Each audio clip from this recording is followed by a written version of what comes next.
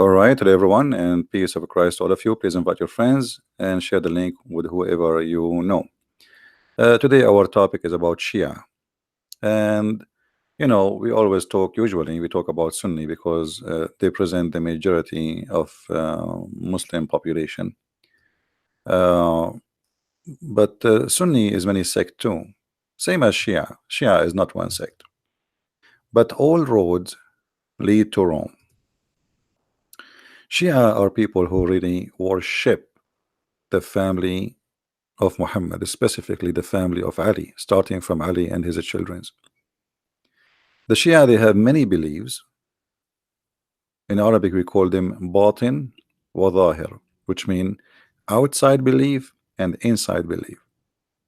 Shia, they practice taqiyya as daily bread and breakfast, which mean when a Shia he says something to you about his religion, does not mean he mean it. As an example, there is a person, all of you know, his name is Imam Tawhidi.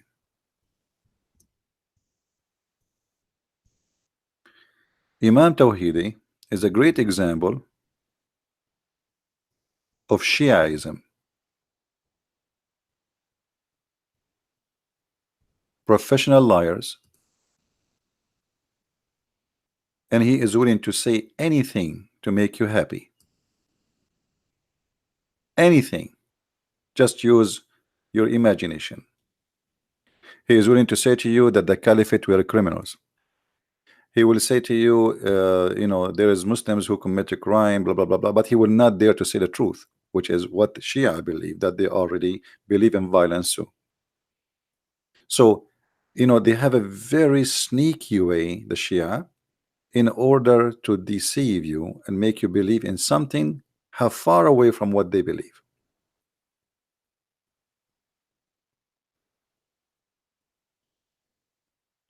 So they have two belief. They have outside belief and they have an inside belief. Outside is what you will hear from them.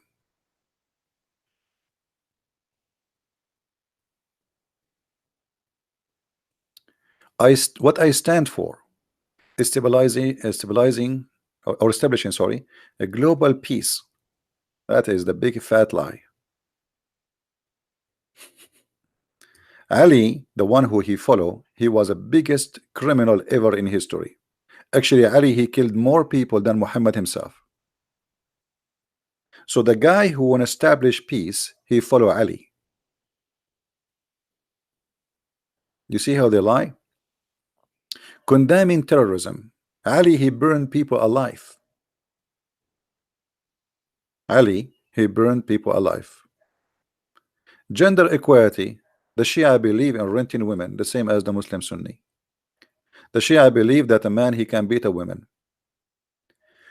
Tolerance and love, absolutely, to the point Shia and Muslims, they kill each other until today.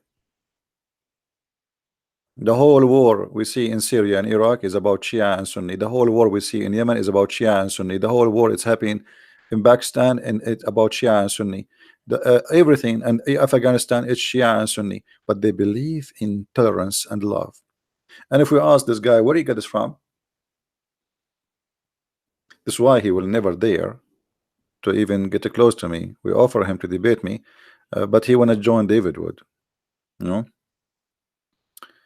I'm not lucky. David Wood, everybody wanna join him, but nobody wanna join me. So today we have a sister who she is an ex-Muslim. She asked me if she can call, and I will let her present herself. She is from Iran, and she will call soon, and we will hear some of her story, and then we will continue our conversation. So please invite your friends. And if you are a Muslim, feel free to post a comment. Remember, our teaching is not about against Muslim; it's against Islam and against scholars and liars, or they claim to be leaders or imam, etc., but they lie to us. We are here to fight lies, as simple as it is.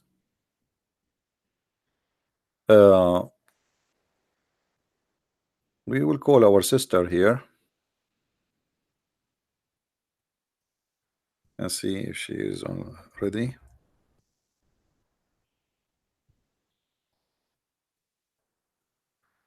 If you look with me in the screen, enhancing education. Shia society is the most behind cave time society, and then Shia, they speak about education.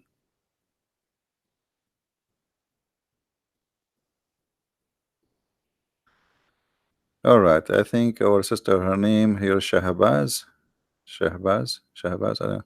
So we will call her. Let's see. Shahnaz, sorry. Shahinaz, I think.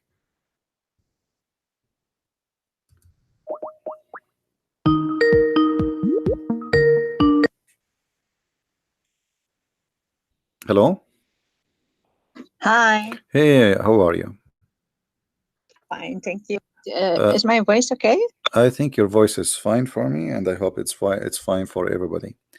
Uh, we were talking about the Shia, as we, like you asked me, because you are coming from a Shia background yourself. So before we start Sure. talking, maybe you can, present yourself, who you are, what you used to be, etc. And you can give, like, only give information which you feel comfortable to give, please. Thank you. Uh, so first of all, I think I hear myself double. I lost Can you. you hear me double too, or? I lost you. Okay, go ahead, say again. Okay, so I have a really good connection. So, but I just want to know if you hear me double or not. No, I hear you Because fine. I hear you fine. Okay, sorry.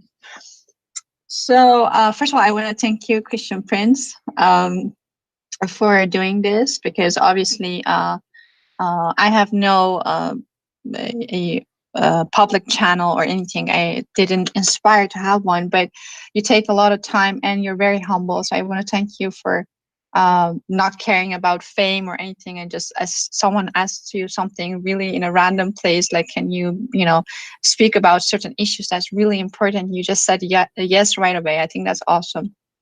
And I'm really I feel honored to speak with a person with such a heart. Um, about me, I was a born Muslima child. I mean, like, I never chose to be one or be born in a family or in a society that would dictate Islam as the norm, not as a choice. So I went to a Islamic school in the Middle East, and from in Iran.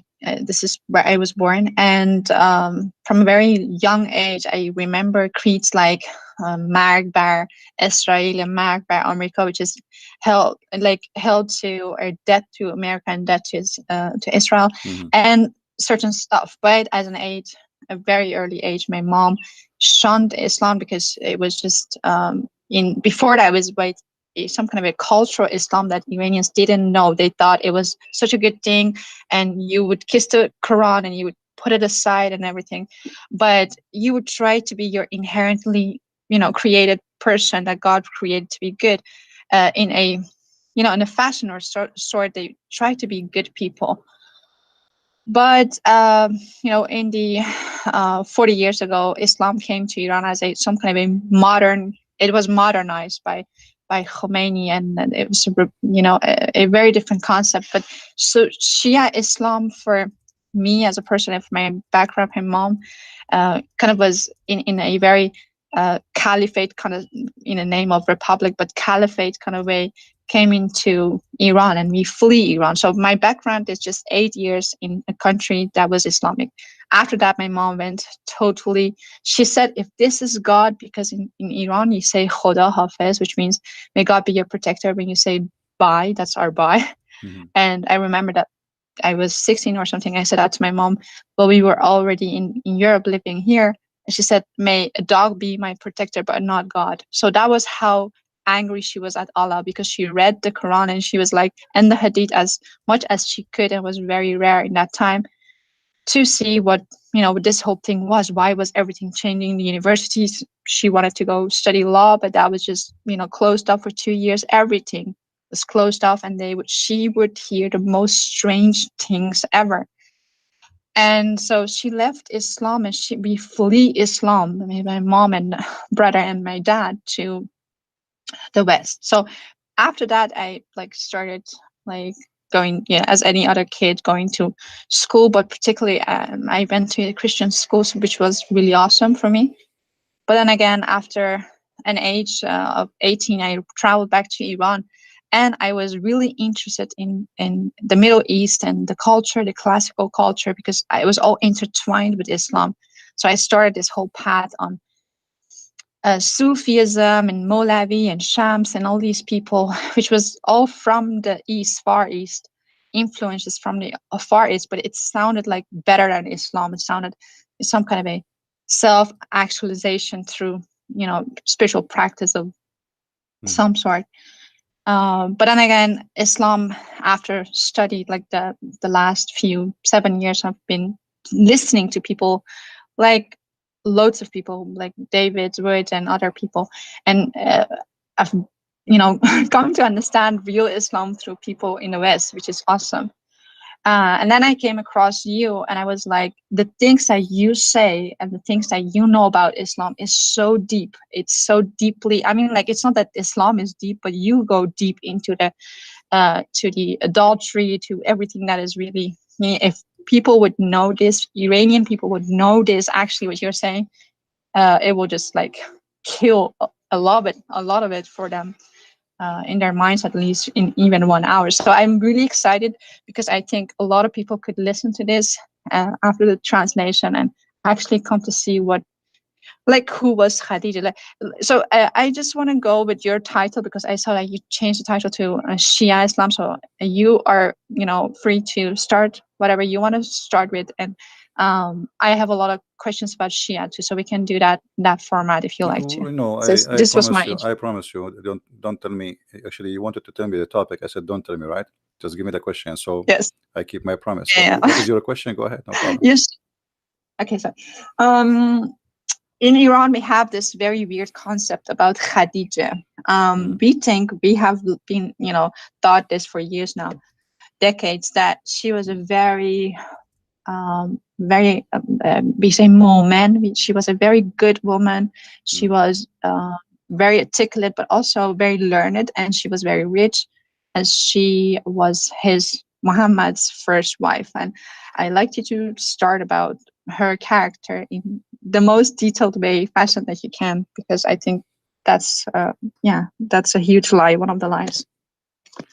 You see, first of all, always Shia and Sunni, both of them, they share the same thing, that we have to praise anything touched or live with Muhammad, even if it's a cat. So anything around Muhammad, belong to Muhammad, owned by Muhammad, have to be praised. Except the Shia, they always insult Aisha, and the reason for that, Aisha, she took an army after Muhammad's death to kill Ali, and that make her rejected by the Shia, and they curse her in every prayer. So Khadija, the same as the rest of other women, she was supposedly something special for Muhammad, because all the women of Muhammad are special. But here, the Shia, because when they focus in insulting Aisha, they try to focus in to make themselves look better. Look, you see, we insult Aisha, we attack Aisha, but look, we respect very much Khadija. So the point of respecting Khadija so much is not really because they care for Khadija as much as to cover up their insult to the wife of Muhammad, which is his favorite child wife. So Goli, right? Sorry? We in Iran we say so Goli, which is the favorite wife, the favorite. Yeah, the favorite, because wife. she's a child. Muhammad, he liked to have sex with his children. So she is his favorite. This is why Muhammad, he said he favor Aisha the same as he favor a dish than other dish, which means this is his favorite dish. So Muhammad, he consider all women are dishes, and Aisha is the favorite dish. Yeah. So when the Muslims, they say, and the Shia, they say that Khadija is a very special woman. All the women of Muhammad are special, because Khadija, the important about her, she is very rich, even though she is old. But Muhammad, he used her money and her, let us say, position in the society, so he can be called like a master. So a person who was no one, poor, have no home. Muhammad don't have a house even. He was a son, he's an orphan. Actually, most likely nobody knows really who is real father of Muhammad, and there's many evidence about that. And I believe strongly, this is my own belief, the real father of Muhammad is Waraq bin Nawfal.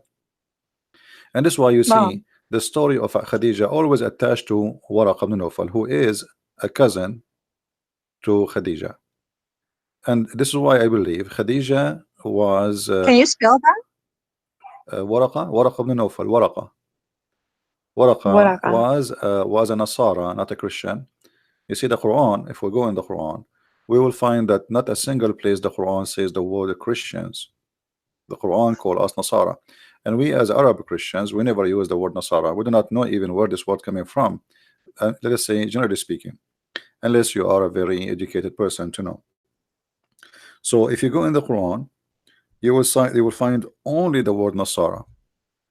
Okay, but who are the Nasara?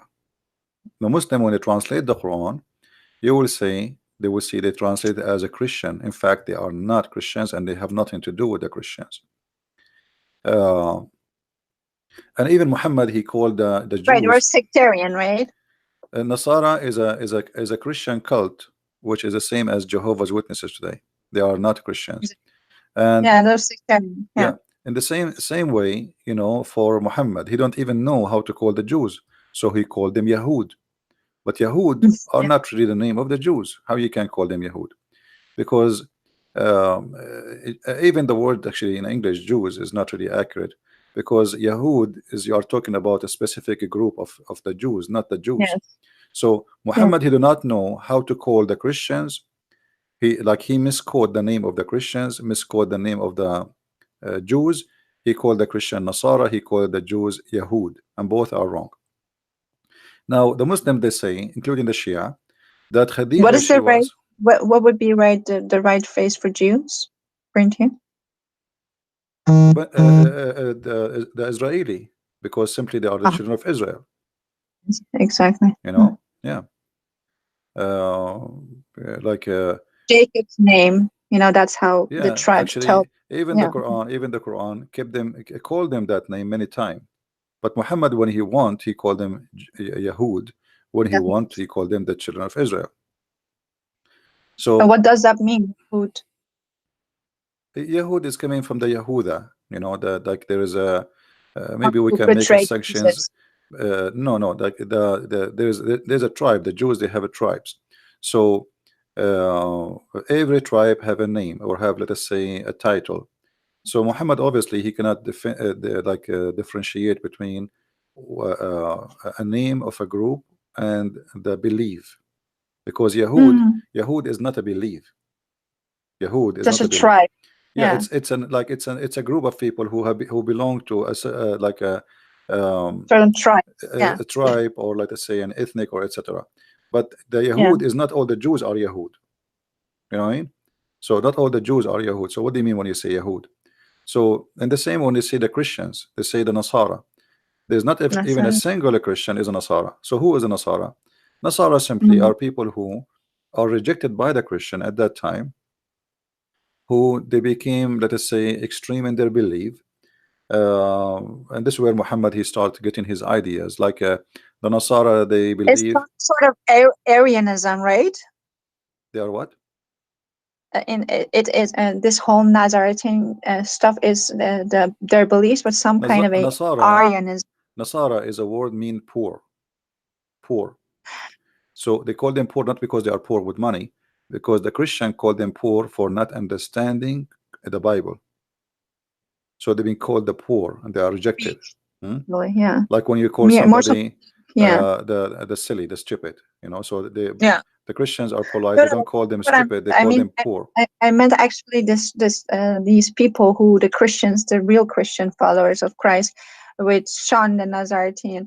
I think their belief, in what I have read about them, was that there was an influence of Arianism, Well, it's a which is also very. this is a mix of many belief at that time, Of, and those Nasara is kind of a mix. So they kind of like they have a some from from many cult. You see what happened in the Arabian Peninsula, because it was out of the control of the Roman. Anyone his outlaw wanted, he ran to the Arabian Peninsula. So the Jews too, they were outlawed by the Roman. Why? Because in the year 614, the Jews, they helped the Persian, and you are a Persian, they helped the Persian to occupy Jerusalem. When the Persian occupied Jerusalem, they slaughtered all the Christians inside and they burned the holy church. So Really? yeah, and this was in the year 614, and actually even the Quran speak about this incident, where the Quran says that the Roman, there's a chapter, it's called the chapter of the Roman. The Roman were defeated, and they are going to be victorious after defeat. So this is why the Jews, through history, they always either go to Arabia or go to Persia. Why? Because both territories is out of the control of the Roman, they become Christians. So if we go to the chapter of a room, we will find chapter 30, verse number 1 and 2. You know, the Roman has been defeated in the near year, land, which means the most close land. So the story here is speaking about what happened, and Muhammad, obviously he was under the influence of what's happening around him, and he add anything to his Quran right away. But because of those things, because the Roman became Christians, and the Christians did not allow, let us say, I'm talking about kings now, they did not allow those people to practice their cult between the Christians. So they run and they escape to the Arabian Peninsula, or the Jews, they escape, most of them, to the Persia. Actually, until now, there's Jews in Persia, right? So yes, and actually, in Iran before Islam, the Jews, they are very important in the world of politics in Persia. But then when Islam came, they stayed there because they established their own businesses, etc. And the Persians still they use the Jews for many purposes, to be like a connection, a bridge or connection with Europe, same as the Christian now. You see, the Christians in the Middle East, all Middle Eastern countries who has a Christians, the Muslim countries, it's very important for them that they have a Christians in the Middle East. It's like we have a hostage here. If you do something to us, we will take revenge of your Christians. When the Catholic Pope, he said Muhammad, he brought nothing but evil, many Muslims countries, they start burning churches, attacking Christians in the Middle East, in Pakistan, in India, etc. So always the Christians in the Middle East are a kind of a hostage, so they can force, let us say, their own agenda. We have something in our hand belong to you. But things are changing. Things is not like before. Like, no, there's no countries now is just behind walls and gates. The world is totally different. So those days are all over.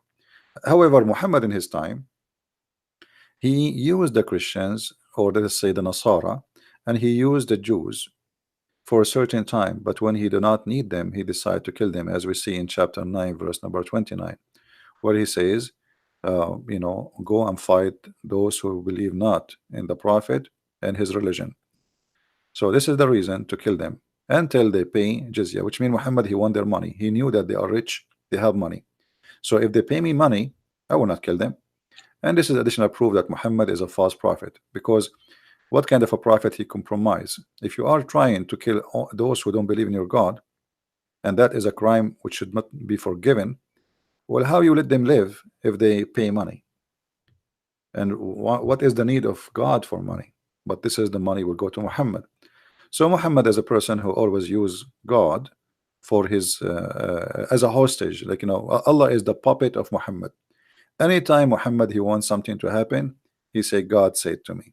The same as he made verses about having sex with women with no limit. of course, yeah.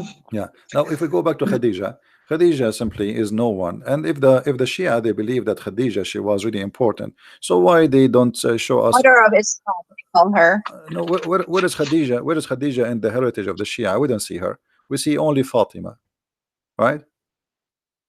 Yeah, but So for her, they will actually kill for Fatima. That's she's just like see, holy. just because She's she is the Mesmerida. just because she is the mother of Fatima, they speak about her highly. And but the fact they don't really care for Khadija, they care for Fatima.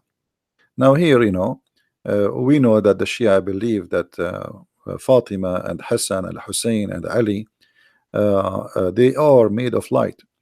And the reason for them they believe in that, if you go and read them, That's why all these pictures in Iran, sorry to interrupt you, but they have so many pictures on the side of the ways, and in every corner, in every kind of shop, there is a picture of some saint of sorts, and their faces are drawn in light. right? This Like is you how, can't actually see their face, but they're all yeah, so that's exactly how they see them. this is how they see them. Yes, they cover them with light because they are made of light.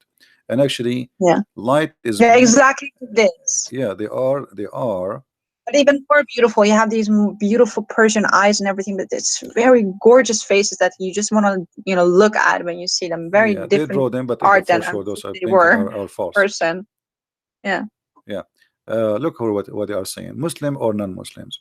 Imam Ali, AAS, who was devoted Muslim, did not consider the state of one being Muslim or not as condition for defending the oppressed. For Imam Ali, it was important to establish justice and defend the oppressed and be stern toward the oppressor, whoever the oppressor be. All of this is nothing but a big fat lie. Ali, he killed, he Okay. raped, he Oh, stole. Khamenei, Ayatollah Khamenei have Yeah, said that. and the Okay. one who is talking about Ali, how good he is Al Khomeini, who was killing people for leaving Islam, who was slaughtering people for being gay. You see, the Shia, they have two faces: faces for public and faces for indoor. So for public, Exactly. yeah, in public they say things which is far away from their belief, but indoor the story is different. Kill them wherever you find them, slaughter them, etc. And the Shia, they believe clearly that anyone who leave his religion, kill him, the same as the Sunni, no different. And they So do every day. they do that every day. Every day in Iran, you will see some people, they are hanged either for blasphemy against Ali or Muhammad, or for becoming gay, or if you becoming Christian. So choose one to be killed. By the But way, did you know that you're on their side, on their radar? They make your name and everything. they have my name. You're on their radar. I've seen it in their sites. You're on their radar. They know you exist. I think you're from the CIA. Yeah, for sure. Anyone is against Islam. Yeah, they made a video actually in the Iranian TV about me. This is Yeah. many years ago. Yeah, I saw that video. Uh, anyone who Anyways, exposed back their lies, he is an enemy for Allah. always. They're And now, either a spy from yeah, from and let Israel, us or see they're from let us CIA. see the tolerance of the Shia. So if I go right now to Iran and I stand in the corner says Muhammad is a false prophet, what will happen to me? You will be imprisoned and you will be Executed. accused They will for kill me in the insulting the they will prophet. kill me in the street. They will not even take me to prison. They will cut me pieces. So they say things, this is what Shia is about. You see, Shia and Sunni, both of them, they practice taqiyya. But Shia, taqiyya for them More. is a style of Yeah. life. Like you have to do taqiyya in everything, anything, even with your wife. There's tons of videos. Especially with your wife. They call these people, these akhuns, these people, and they ask them advice for marriage, and these idiots would actually say, just lie to them, say you will buy them gold and don't buy them gold, and this so simplistic, as if that will solve the issue. As if women just want one thing, they want gold, and they're stupid and dumb enough to just want that. And the other thing that is, they say zat zan, that it's in her thing, she's made of it, is jealousy, and she will make everything, like she will break everything with her jealousy, because jealous women go to hell. I mean, like, I hate them for all these lies. But go on, sorry. Well, the Shia, actually, they don't respect women at all. At all. Way more than the Sunni. The Sunni don't respect women too, but like if you go to the books of the Shia, as an example, if you go to the book of Al-Kafi, which is like equal to Al-Bukhari for the Muslim Sunni, in volume number 5, page number 500. Let me hold on. I don't want to give a wrong number. I don't remember exactly, but it was 500 something.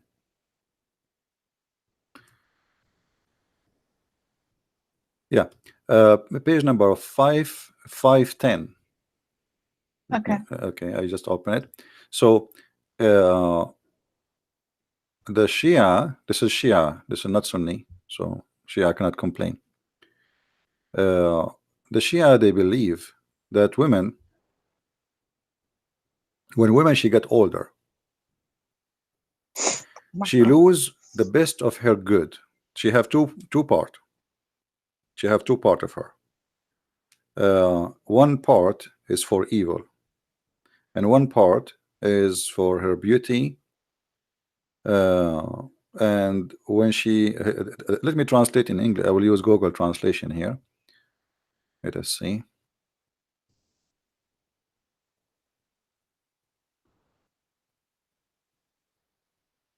So Iranians actually have the exact alphabet. We have the Arabian alphabet, and an Iranian would just slap me in the face for saying that, because they say no, that's Farsi, and it's No, a different language. I know it's Farsi. different If pronunciation. they use the They Arabic sing, language just but because they've been forced to. They are not really in favor of it. Here you see the yeah. Messenger of Allah said, let us see what happened to the translation here. That there is the women when she get older. Okay, he said if a woman grow up in age, the both end of the better side goes, and her evil remain. I don't know if you can see the text. Can you scroll up a bit? So if you are a woman and she like you are, and who's an old woman here? An old woman is not really an old woman. Old woman who she cannot have babies, and she is not pretty as when she was young. So that the good part about the women, and the rest is not is a pure evil. So women in for the After Shia, her menopause. huh? After her menopause. After she don't have menstruation no more. So what is the use of the women? Menopause. Yeah, what is the use of the women? Nothing, because she cannot have No. babies, and she is not beautiful. Motherhood is So the only thing in Islam that has some sort of respect. So from women, you're upgraded when you're a woman. Sorry, when you're a mom, and then you actually get to dictate what your son does and everything. It is a whole sect in itself. But exactly as you say, women are just sex objects. You marry your position, your yeah, sex but object. That's what women are. remember they Yeah. said to you before that they respect too much Khadija, correct? Yeah. Okay, well Khadija now she become older. So what is remain of her when she's old? Her evil part, right? That's what it says. So Wow. this is how they lie. You know, Shia is Wow. like is a collection of Tom Oh and my Jerry God, stories. that is so inhuman to make a woman who's older turn her into the evil part. So you actually have an excuse to, the Jews have 600, in the time of Jesus, they had 600 reasons for divorcing a wife, which would salty food would be one of them, the requirement. And this is actually even more evil than that. It's the same in a sense, in the same spirit. This Pharisee kind of way of living. You can do whatever you want, and then you can put it on a woman. You can project it on a woman. But this is even more evil, because you're saying a woman who has done everything for you, and now she's older, she's in a menopause, and she's most probably the mom of several kids. Instead of thanking her, instead of being loyal to her, now you're turning her into the black sheep, and you're saying you're able to do evil upon her. This is how as evil as it gets. No, here actually this is more than this. The issue here that Islam, Shia and Sunni, both of them, they look at the women as nothing, excuse my language, nothing but a private part. So for them she is just a sex toy, and you give babies. So this is a sex machine. She give babies for us. So this is the benefit of her. We enjoy her in bed, and then give us babies. So if she don't have the beauty and she don't have the basis, so what is left? So what the Muslim Shia and the Muslim Sunni agree, that she is nothing but an evil sex machine. And if she lost her beauty and she cannot have babies, so what remain? The evil, because this is what she is. So there's nothing Oh, good. There's nothing good on the women. So this is how they lie when they say, okay, we respect Khadija. Well, Khadija, she was an old woman already. Actually, the Shia, they but say that Khadija was, she was the master of Muhammad, because I think he was her sex toy, and I think she was so rich and so influential. If he would come with these ayahs, with these surahs, he would be beheaded by her. But yeah, okay. When she died, he came all with all these revelations, new but you know, revelations about what a woman is in her older years. Muhammad, he married Khadija, she cannot have kids. So the Shia, when they say Fatima, she was the child of Khadija, this is a big fat lie. Wow. Yeah, because Muhammad have no children. Those are the children of Khadija. You know, if think about it, Muhammad, he have a child from Khadija. Okay, he married 13 women and he slept with tons of slaves after that. He could not make one of them have baby, you know. So Muhammad They have say no they all children. died. That they No, say no, they no, all no. died at a None very of young them age. died. The Maria the Copt, she get pregnant from her cousin, you know, or from people sleeping around because she's a slave. You know, you have no control of her. So, and even Aisha, she said to him many times that this is not your son. He don't even look close to you. But Muhammad desperately he was looking to have a son, but he could not. Now, Can you do you have this? Do you have something to show me for that, for the audience?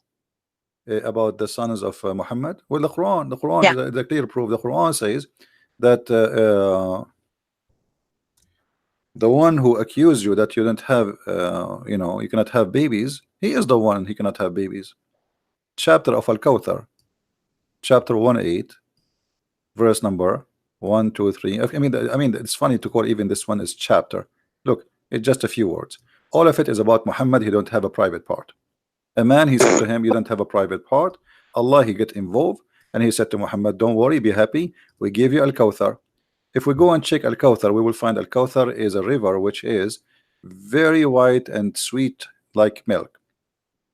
What is the relationship between a guy accusing me of not having a private part, or my private part doesn't function, to promise me with a river which is sweet, white like milk? This is a sperm. And then he says, because the sperm of Muhammad, he have to be sweet, because he is a the sweetest ever. Then therefore, praise Allah for a sacrifice for him. Sacrifice for what? What happened exactly? Because he gave him a river in the heaven. What about you make him now having sex and have babies? And then, and the one who make you angry, Muhammad, actually he is not making him angry. He is making fun of him. He is downgrading Muhammad. He's insulting Muhammad. He will be cut off. Okay, cut off from what? Cut off from what? He will be cut off from having babies. Change the translation right away. You will find the translators. This is why we say never trust a Muslim translation. Never. They lie. We change the translation. Look, there it says from the hereafter. Here it says from having children. Do you see it? So the whole story, So he was people are making fun of someone who Muhammad. was obsessed with himself because he had this defect, and men, for men it is you are money. You know that this is very Yeah. important to a man. So he like, okay, that's huge to know. I never knew this. No, I think many this is me why don't know Muhammad. This is why Muhammad. He says, "I was the most weak person between all mankind in sex," and then I invoke my He God, was Allah. bragging about his sex all through through the Quran and Hadith. Well, That's also a he reason. brag No about it. normal person brags about their private life, He right? brag. No moral person. No, he brag about it because he's trying to cover something he believe it's missing. You know, that's why he brag. And Muhammad, he said that I was the most weak person between all mankind in sex until Allah, I invoke Allah, and he sent me a dish of meat, al-kufayt. I ate it. I get the power of 40 men. So even this miracle is very funny. I mean, if the Muslim, they say if Allah wants something to be, he say be, but Allah could not fix the private part of Muhammad, so he need to go to the kitchen and make shish kebab, and he sent it to Muhammad, and Muhammad ate it, and then Muhammad then boing, he's good to go. All of Islam is like shish kebab. Yeah, Islam is a collection of stupid story. Additional to that, the Muslims, because this is your interest about women, the Muslims, Shia and Sunni, both of them, they believe that women, she is created for sex. If you, there's a book, it's called Al-Khisal by Al-Shaykh Al-Sadduq. Al-Khisal. So this is Shia book, not Shia, not Sunni. And by the way, Sunni, they agree with that too.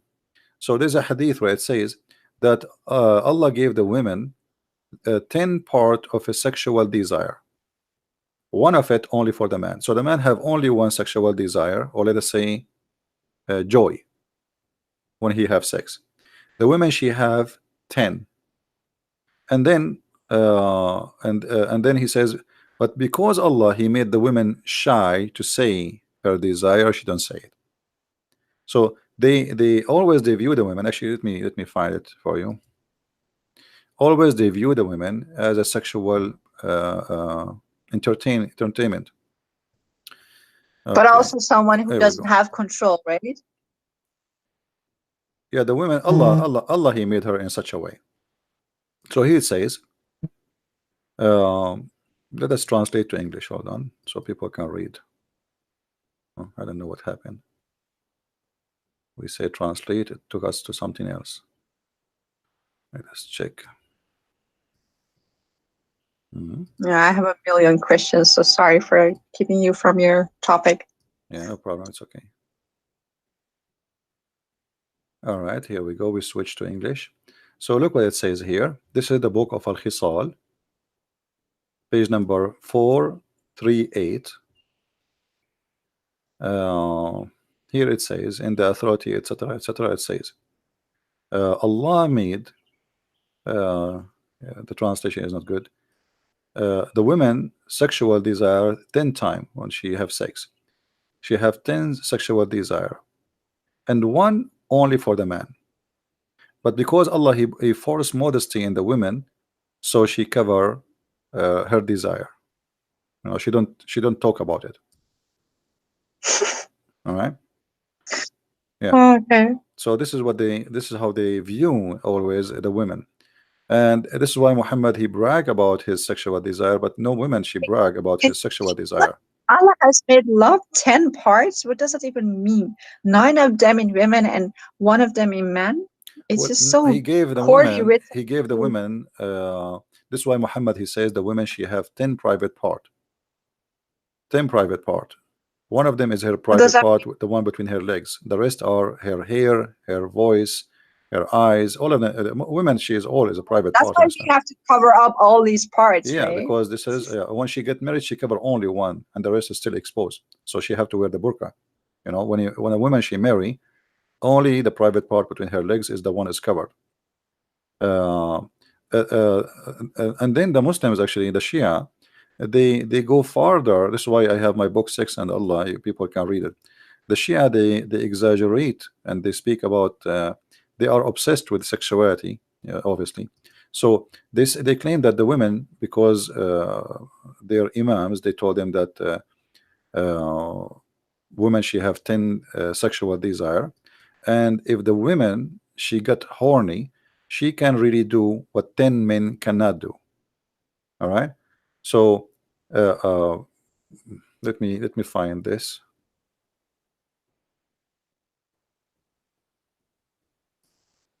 Oh, I'm Okay, here we listening. I'm go. reading some of the comments. Some of them are really rude. I don't know who this person is. Rat Prophet, but it's really rude. Some of the comments. I'm not looking at the comment. Let me see. They obviously are. All of them are over sex, and everything they think about is sex. Well, Obviously, he is gone. these kind of He people. is history. No problem. Don't worry about them. Don't look at the comments. Here you will see. It says here Amirul Mu'minina. Okay. Here, look what Amir al-Mu'minin. This is Ali. Ali speaking to Al-Hassan. This is not someone else. They say to you that we respect Khadija. Okay. إياك ومشاورة النساء فإن رأيهن إلى الأفن وعزمهن إلى الوهن وأكفف عليهن من أبصارهن بحجابك إياهن فإن شدة الحجاب خير لك ولهن من الارتياب وليس. Now those who speak Arabic they can read. So Ali is saying to Hassan, Al-Hassan his son, never take an opinion of a woman, because their opinion will take you to be destroyed, and will make you weak. Never take their opinion. And then Wow. you have to cover them. You have to cover them from all eyes, which means nobody can see them, by wearing the hijab. And the more hijab you put, the better for them, which means the more you cover them, the better for them. And then he says, and they should not allow anyone to enter upon them or to get out, and never trust them. Never trust them. If you can do that, they will never know a man except you. Wow. You know. So this is what Ali. This is not anyone. This is The Ali. utter insult to women at very like hard. I mean, like it's just so aggressive. This is just like wow. Yeah, that's And it is exactly what the culture is. This is backed up by the culture, the way they speak to women, the way they treat women, the things they teach their sons about their future wives, which is so weird because there's themselves, they're women who teach their sons these nonsense. Wow. You see, we try to translate in Google Translation. It's coming close, but it's not really accurate. So he is warning Hassan. Ali is warning Hassan. Never take a consult with women because their opinion will destroy you and will make you weak, and they have to always to be covered, and they should not know any man except you, and this is the only way to make them know only one man, which is you. And because they're so crazy they can't even control themselves, and they're just like these demonic people who just want sex, right? No, the reason, you see, the reason is to say such a thing. Like if you cannot see any man except a one person, then you will not see how bad he is if you cannot compare him to other men. You know what I mean? I mean, he will be good anyway. I mean, okay, your husband is evil maybe, but if you cannot compare him to something better, how you will know that the other one is better? So the advice is, don't let your wife see someone else, so she will never recognize something better than you, and she will never know a person except you. Yeah. Yeah, put her inside her burqa, and then she will never see anyone except you.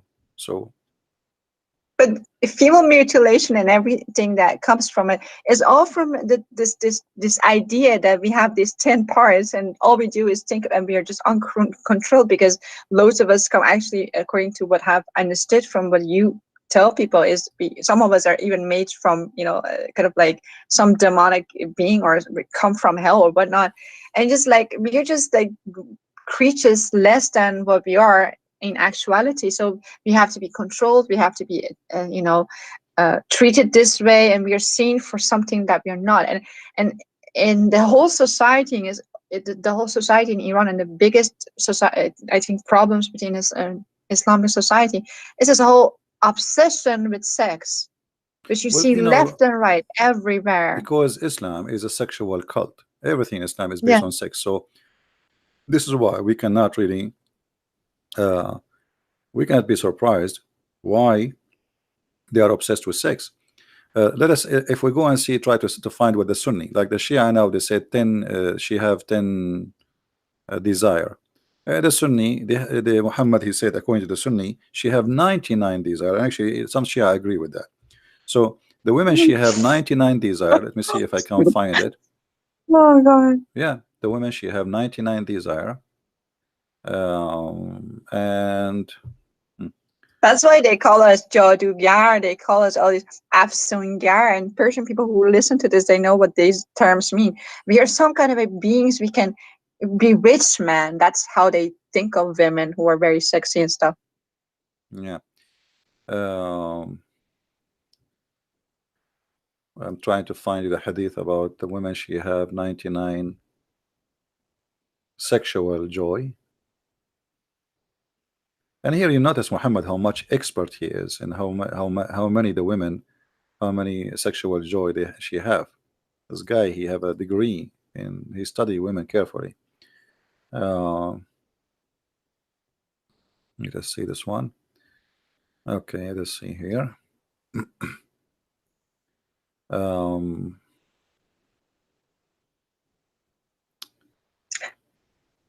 Let's see.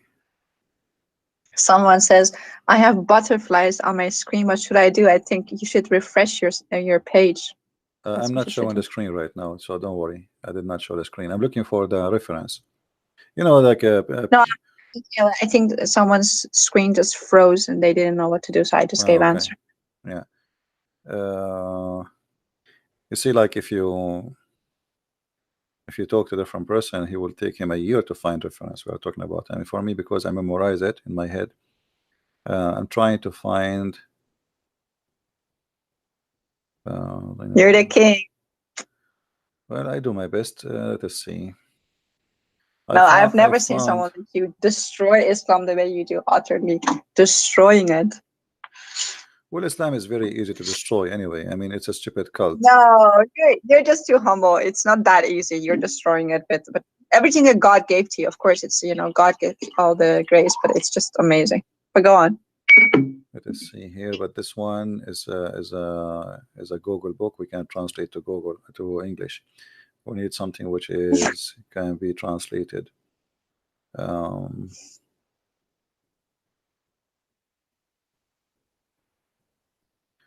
look So like people we have no seem choice. to be We have to about me show. being a Muslim. They think I'm not a real Muslim.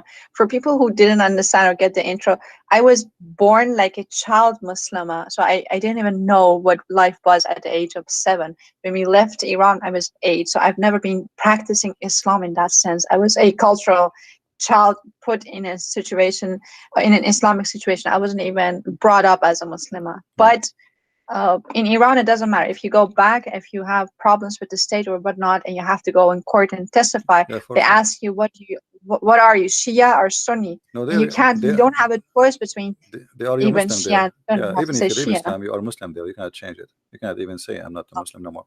Here, this is the book Yeah, of Faid they call you al-Qadir. more times if you do that. But you go on. Sorry. This is the book of Faid al-Qadir. This is Sunni book Yeah. now. And in the Sunni book, it says, فضلت المرأة على الرجل ب99 جزءا من اللذة. The women, she been favored by. Is it on the screen? Because I can't see sorry, anything. hold on. Let me. I did not put the screen. Let me see. Yes, I'm Christian All right. now. All right, now we will be back. This is the book of Faid al-Qadir, and we are in page number 440. Yeah. And those who are Muslims, they speak Arabic, they can see what we are talking about. This is 440, and this is hadith number 5888. It says, the women, she been favored over the man by 99 joy, sexual joy. And this is reported from Abu Huraira. Now this is Sunni, you know. Shia, they say 10. Sunni, they say 99. So choose one. Can you recite that in Arabic? Is that possible? Yeah, فضلت المرأة على الرجل ب99 جزءا من اللذة. ولكن الله ألقى عليهن الحياء, but Allah, he made them shy, or let us say he put modesty on them, so they don't like talk about it. Oh, yeah. Okay. Thank you. Yeah, both cult, Shia or Sunni, they are sexual cults. Islam, all of it is based on. What is the reward of a man if he convert to Islam? It's sex. You know. Eternal sex, that is, not just this life, but it's in it's heaven always there about is, sex. there Always is a about sex. sex mansion. Yeah.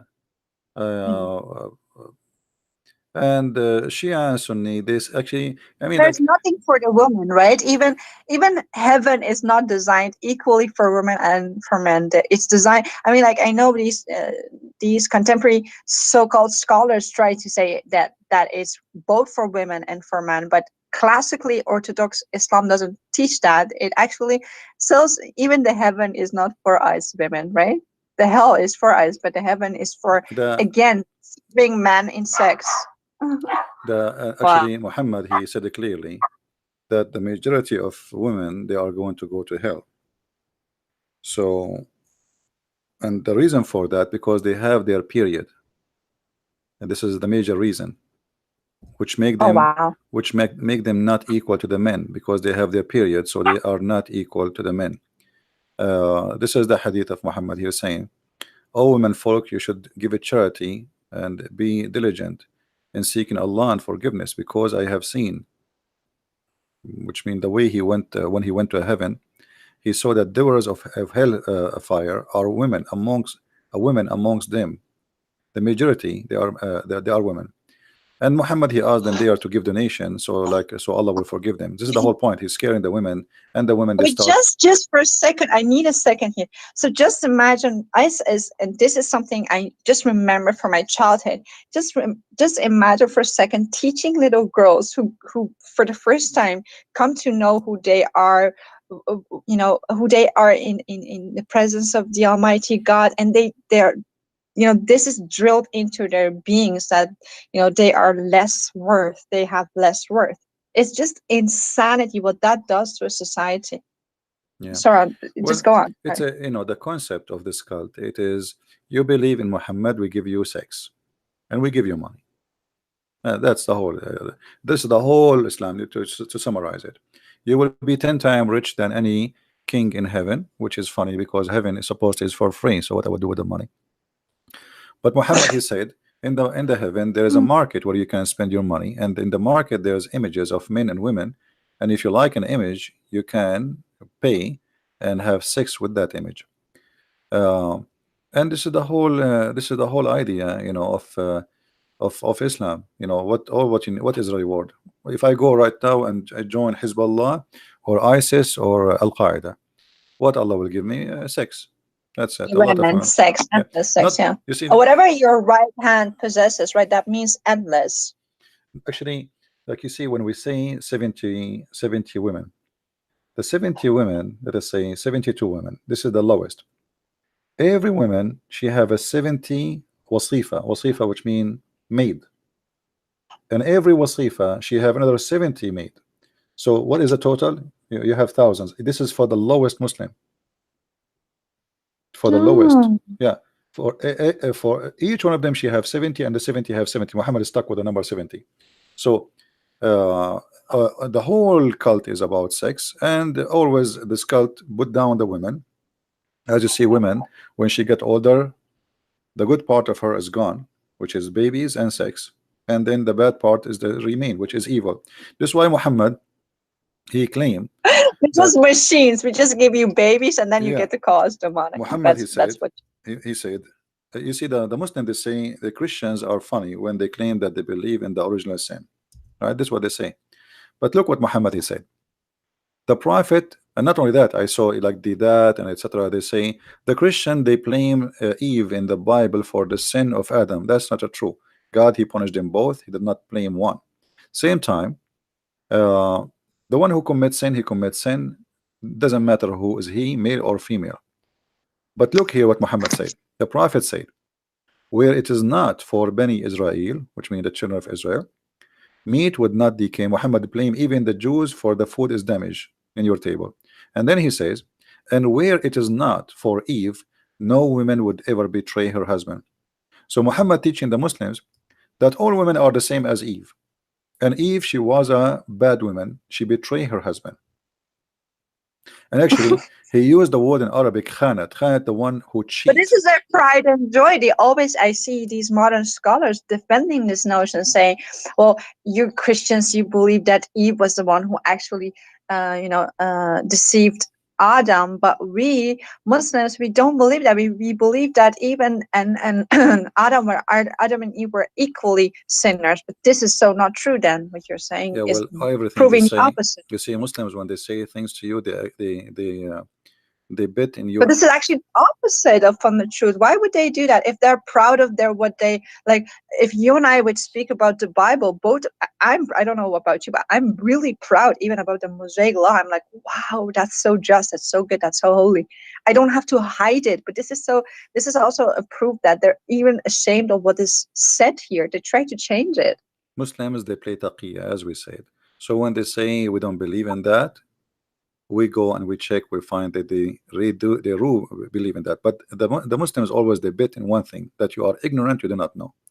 And as long as you are ignorant, we can lie and we can say why you believe in that, and because you don't know how to answer them. Like, can a Muslim says to me what they just said to you? They cannot. So this is why here we are trying to fight ignorance. Ignorance is the problem. Do you hear me? Yeah, I hear you. Yeah. So this is why Christians, when they listen to us, they need to take notes, save reference, because those things, the same as they say to you, they will say to them. And if you are not a person with education, you do not know what to say, and they shut you up. You know? But here, Yeah, actually, here you it's notice not even Muhammad. possible. It's not even possible, I think, in a theological way in Islam to critique Islam, right? You have no right to do that, even as a man, not only You as don't a have woman, right but for what? I you don't know. understand what. You don't have right to do what? So I thought this was some kind of a theology, Islamic theology, that there is no position, no one can take a critical position. I mean, like what Molavi did in Iran. I think he was the grandson of Ali. This is how I have perceived it to be true, and he came with all sorts of objections against the orthodox kind of Islam, and he was seen as someone who is not a murtad. He's not a Muslim anymore, because so whenever someone poses something, even within some kind of a understanding of Islam, but difference from idea, that person is seen as, whether man or woman, as seen as murtad. So I think this is a theological thing that no one is able, or no one ought to critique Islam in a Islamic format, right? Or is that just for women? You see, this is not about a mullah, not about a Muslim, not about. This is what the cult is about. The cult is made by the man for the man. So whoever is reading the cult, studying the cult, he had to understand that this is a religion made for the benefit of the man, and the woman, she is just a sex toy. So no matter who Mm-hmm. is the one is talking, no matter who is the one is reading, no matter who is the one is listening, this is the concept, and this is the benefit, and this is the target. The target is, you believe in Muhammad, you go to heaven, you have sex. Women are made for the man for sex, and in the Yeah. heaven, those women, Allah will even take from them their jealousy, which means you will become a sex toy. You have no feeling. So your husband, he can So sleep can around. I ask you something about Hmm. this jealousy? So they always drill us women in Iran. Jealousy is such a bad thing. You have to control it, because real women actually accept the second woman, stuff like that. They want to, really drag that. But so what does ghairat mean? Like, do qayyur, ghairat, when you Ghira, actually, yeah, Ghira is jealousy. no, well, ghairat is jealousy. Yeah, the Ghira Okay, is, so I thought Khairat means what we believe in the Christianity to be zeal for God, righteous jealousy what God has for us. yeah, jealousy have Does many Islam meaning. have a Jealousy have many meaning. Depends, you are jealous about what. A woman, she can be jealous from uh her husband. He's talking to some women. So so but I mean, like, when the man is actually becoming Ghairati over the woman, that's seen as some kind of a good thing to have. That is, it looks good at a man. But when a woman is getting jealous because righteously her man is looking at a other woman, or he wants other women, he is thinking about other women, we are called jealous for feeling that. It's so unfair, that the whole thing is so the utterly jealousy, unfair. the concept of jealousy is about owning something. So since we are childrens, when we are childrens, if I have a toy and I am a child, and then another kid, he come and he play with it, I remember that this is my toy. So I want to take it from him, and maybe I will cry, or even I will beat him to take it back.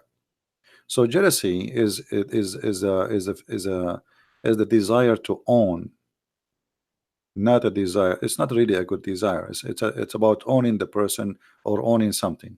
So some people, when they marry a man or a woman, when they marry from somebody, they say they are very jealous. Why? Because they believe they own you, you belong to them. So you cannot even talk to someone else. You cannot even have a freedom to say hello to someone. If you look somewhere, he will accuse you with something. That is a sign of obsession, of ownership, and not love. This is not love. This is ownership. So Muhammad, when he said that Yeah. the women in the heaven, Allah will take their jealousy, he is trying to solve the problem, because the Muslim men, they have many women and they keep fighting, and even Muhammad himself, his wives where two parties and they fight each other, even they throw rocks at each other. So uh, this problem, anyone who have many. But was that because of Muhammad? I mean, like, I can't even imagine someone loving him. I think, well, I don't know if you've ever read this book that They this are not loving Iranian him. lady. They are not loving him. They are fighting over property. You see, if you Oh, go, if you exactly. That's what I want to say, because he's so unlovable. So they can't be fighting over him. So they're fighting about no, poverty. That makes sense. yeah, if you read the hadith, the fight is about Bintu Abi Quhafa, which means Aisha. She was Yeah. when uh, the prophet became like a king, right? So he's a king, and he received gifts, bribe. If you want something from the prophet, you want him to do it to you, you give him money, and he made verses about it in the Quran. So Aisha, she is in control. Aisha, we say she is young, she is a child, but she is evil, obviously, and she is taking advantage of this old man, who now he is obsessed with her over the other woman because she is the child, young, a wife. So he enjoys sex with her, and obviously now she is getting older. She is maybe 14, and maybe her mother is teaching her. Obviously there's somebody teaching her. So Aisha, she made all the people, when they receive gifts, they have to bring the gifts to her house. So what people do, if Muhammad visiting different wife, they don't bring gifts. They wait until it is in the house of Aisha. Why? Okay. Because Aisha, she have influence. Maybe she sit in his lap and do some belly dancing, etc. And she say, do this guy, he sent us a gift, he's nice, etc. So she convinced him to agree. So people, they learned that if they send their gift to the house of Aisha, what they want to happen, the bribe will function. If they send their She's a gift, genie in the bottle. Okay. yeah, it's a fighting about, not about Muhammad. The hate in front of us, actually telling the story. And they came to him, even they sent his daughter, supposedly Fatima, asking him to be equitable, you know, regarding the matter of daughter of Abu Quhafa, which mean Abu Bakr. And Muhammad, refuse. He says, um, you know, refuse to accept what they are asking him for, to be equitable, which means to be justice. And this is a clear proof that Muhammad himself was not justice, even the money. So Aisha, she got all And the this, gifts. this is one of the laws they brag about. So they always say men, they have the ability to marry other wives, but the first wife should actually totally agree, and she No, that's should false. give consent and That's false. everything. There's nowhere That's false. anyone he's saying that women she have to agree is a big fat liar. Let us show us the reference where he got this from. That's a big fat lie. That is a big Oh fat lie. wow. Yeah. So that's something they want to, And there's eh, no women would agree. I mean, it might be rarely occasion, like somebody, he cannot have kids. His wife, she know that he's a nice guy. He's a good for her, and he don't want to marry anyone, but he want to have a kid. So she said, you know what? Okay, marry some other woman, maybe because she think it's her who cannot give him a baby. But this is rare. There's no woman she like to share her husband with others. And where in the Muslims, when they get this, that a man, he can, he, in order to have a second or third wife, actually the Quran never said marry one woman. The Quran says go if, which means have sex with a woman and a two and a three and four. but So is this also how Arab people actually really understand it, or are they as ignorant as we have been? no, they understand it very well. Are You see, we said there's something for public, for people who speak English, and there's people for indoor. There is nobody believe How in do you this say God. it in Arabic? Sorry. Can you say how? Can you repeat that in Arabic? How you actually say there's something for indoors and something for outdoors? يعني في الداخل وفي الخارج. Inside, the inside teaching, when the Muslim, they close the door of the mosque and the windows in Europe, they start talking about the kuffar, how filthy they are, we have to do jihad, etc. When a foreigner, he come, he open the door, he say Islam teach peace, we love mercy, and we know Islam says to us to respect others. In a house of peace and dava. That's what you're referring to, right? This is called taqiyya. This is the taqiyya. Yeah, I mean, but in the house of peace with Muslims, you don't lie and you are being whatever sincere. But when you go outside the door of Islam, you can actually, do taqiyya and lie No, you for can Islam. lie. Or is that also for with Muslims? No, Can you also lie to Muslims? you can lie inside Islam, because the Prophet said you can lie in three Really? cases. Yes, you can lie to your wife, your family, your friends, and your enemy. So who's left? Nobody. This is not in the Who was direct. left? Yeah, who is left? Nobody. But if you go to the chapter 3, number 28, which is the taqiyya is coming from, you will see that it teaches clearly that a Muslim man, he should, when he speak to, for sure, this is when he is weak. As you say, the country which is not his, he don't have control over it. So here it says it's forbidden for the believer to take the hypocrite, and supposedly we are the hypocrite, to be their friends. However, and the one who is sincere, to take them as honorable friends, if he is sincere, seeking honor and might and honor with them by taking the hypocrites and disbelievers as a friend, both he has no connection with Allah. So the second you take me as a friend and you mean it, and you are sincere about that as a Muslim, that's mean you are not a Muslim no more, you are apostate. So he have no protection, no connection, no honor, no mercy. So the Muslims can kill you, rape your wife, take your money, unless this is the exception. So I thought that. there's an exception. Hold on. The exception is if you want to take them as a friend but you don't mean it, it's okay. So look what it says: unless to be, but you guard yourself against them, save yourself from them, taking it as it were security, saving yourself from them by speaking in a friendly way toward them while your heart is like this. So your heart always should be The this like very that. definition of how to be a hypocrite. This is just That is exactly Islam. that. Islam is about hypocrisy. It's satanic, it is totally satanic. So he can not take you as a friend. But if you go in the West, in America, you will see every Muslim saying to someone who's not Muslim, "Yeah, we're friends," and they invite you to their house, etc., in order to maybe to deceive you and make you believe in Islam. But as you see, this is the teaching of Islam. This is not my quotation. This is not my words. This is Ibn Abbas, the cousin of Muhammad himself. This is not me saying that. And this is, by the way, the official government website of the King of How is Jordan. he a cousin, by the way? We don't know anything about Muhammad's father, even. How can he be Well, this is a what they say. cousin? They say that this is his cousin. His name is Ibn Abbas, and whatever they say, we go with it. No problem. Okay. Yeah, but this is what this cult is about. It's about deception and lies. And you specifically, most of the things you said tonight was about Shia Islam. Someone, Almir, I think she's Iranian. She's complaining about deriving from the topic, but it's all between Shia. This is all Shia Islam. Yeah. So, can I ask a different question also about Shia? Right. So can you tell me more about the character of both Hassan and Hussein? Because that in Iran, Hussein is praised actually as a maybe, because I think Muhammad, as you said, is Hamd bar Ubad, like the one who is being praised, right? So he could be anyone.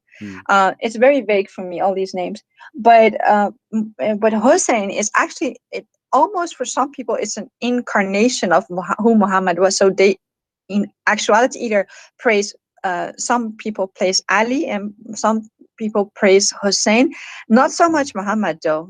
I've never, yeah, they say like, salawat bar Muhammad or all Muhammad and stuff like that, but praise be upon Muhammad and his followers and his family. But like, it's still really vague for me. Do you have more information, cultural information, like and background context about who Hassan and Hussein were and their lives? And do you know something about this epic fight that he had, and he brought his son into that fight, and what happened to him, which made him shahid? There's many stories. All of it, obviously, it's a fabricated stories. As an example, Ali himself, he was not born in a normal birth. His mother, she gave birth to him in the Kaaba. This is Shia stories, this is Shia stories, and there's no source for it. I mean, Shia, they have tons and millions of stories. So uh, uh, he is the only one who was born in the Kaaba. You know, Sometimes with Jesus figure in actuality. yeah, they have like a lot of stories uh, about Ali and about Al-Hussein and Hassan. Uh, like as an example, when Fatima, First of all, what they sorry to say this, but first of all, what does it mean, Hassan and Hussein? Can you explain what the names mean? Hassan mean good, like Yeah. good and good. Hassan and Hussein is the same actually. Oh, really? Both, Okay. yeah, both are like Good. the good and the good, you know. So Hassan The and good one. Hussein, like the one is good and the one is uh, uh, the source of good, or let us say um, it's about being good. You know, it's not really too much different. But the Mhm. it's not here that not a problem. The problem is that the Shia, they believe that Al Hassan and Al Hussein, they are created from light, and Ali. Now they don't mention Muhammad too much because simply Muhammad is just a cover up. You see, the Shia don't really care for Muhammad. They care really No, for Ali and his family.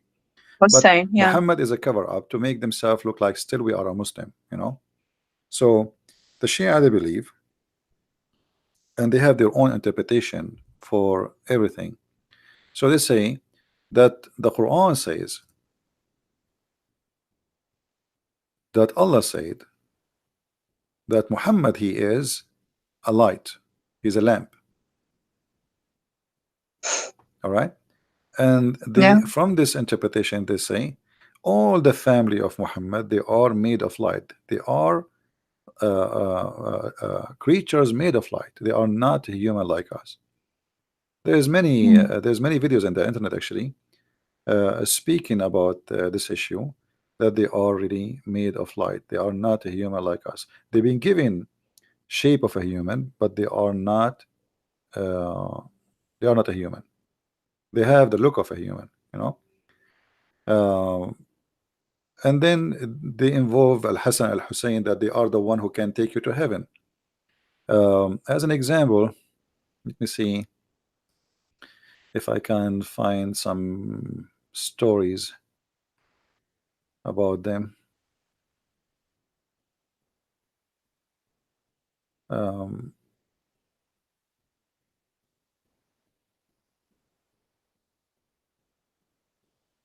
yeah, as an example, here there's a story that Al Hussein once he wished to have a grape. Hmm? He wished to Yeah. have a grape.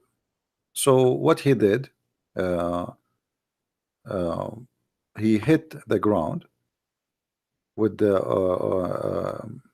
like with something, and then uh, different stories says he hit like the column of the tent or the column of the house, and then right away from the ground came a grape and banana, and Oh, he okay. did feed him. But I need to find the reference to see, because we don't like to say something without showing reference. Let us see here. All right. So all of those stories are just to make them gods. They are gods in this earth. They are not a human. Uh, Shirogaz. okay, here the chapter name is Ityanahu alayhi salam al-inaba wal-mawza fi ghayri awanahuma. Giving him, peace upon him, grape and banana, not in the time, which means not in the season. If we translate this to Google, in Google, let's see, maybe Google will work. Let's hope. Okay. Uh, Giving him the grapes and the banana in non-season time. So what it says here, um, that when the son of Ali he have a great desire for a grape, but it's not in the time of the grape. He hit his hand with the pillar, and then from the ground, brought down from the ground the grape and banana, and he feed him. You know, So I was mimicking Musa in a sense, but in a different way. He hit his stick on the ground, and then things happened. But they hit the stick on the ground, and fruits and like grapes come out and banana. yeah, they have many tons of stories. All of them, they are funny. And who dare even to question, to say this is stupid? Nobody there. Nobody would dare even for a second to say this is crazy. So you have to agree and you have to say this is true, otherwise they will kill you. So Al-Hasan al-Hussein, simply, they are inherited their glory from being born of Ali, and they are being born from Ali and Fatima. That make them made of light too. So all of them, they are made of light. And then the This Shia, is a very dangerous teaching, because when they say in Iran, they have a word. I think it's an Arabic word, but it says Zat. I don't know. Have you ever heard that? Zat? I'm not sure what does that mean. I don't think it's an So Arabic. it's like your intrinsic inherent thing that you're born with. You're born with some. They believe, first of all, in fatalism, but this thing that they easily, when you're in a crowd of Iranians and there's some gathering of people, people easily go, oh, that person zatish kharabe, which is like that person, they have a bad soul.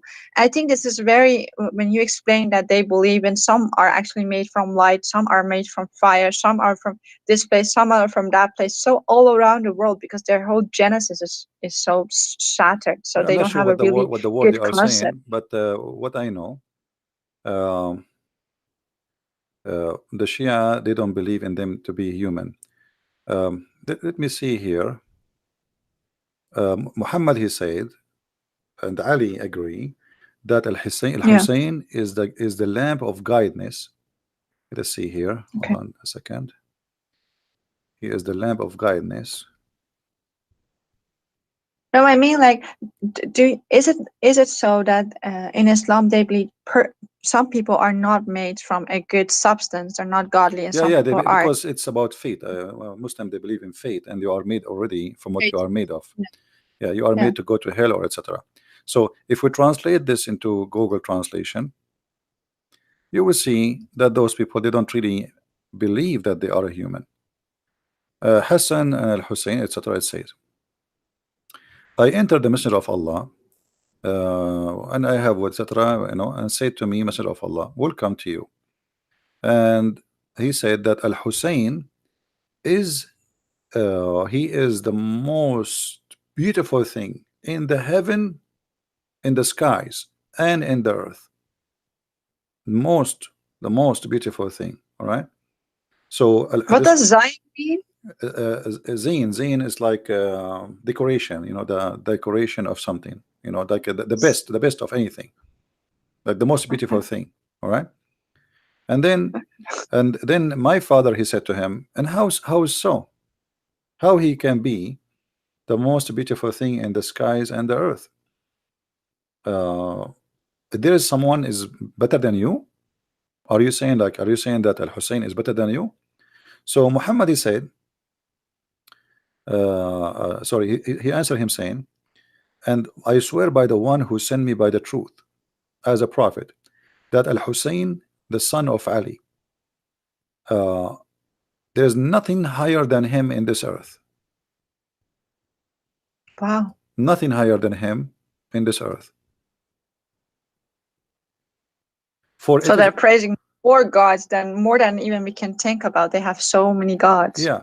And then it says, he said, and it is written in the right hand of the throne of Allah. This is written in the right hand of the throne of Allah. So the name of Hussein written in the right hand of the name of throne of Allah, that there's no one is a Well, I guess greater. too, right? Yeah, but notice here, what they are saying, that Al Hussein is greater than Muhammad himself. Wow. Yeah, because the question is so simple. They said to him, Which book is this? are you saying he is greater than you? Are you saying he's greater than you, Muhammad? What is the answer is? The answer is yes, Right. because it's written. On the right hand of the throne of God, a lamp of Huda. A lot of what? Wow. So, do you have the verse and the number of this? Yeah, this hadith we can actually, this is the Shia. Let us see. Oh wow.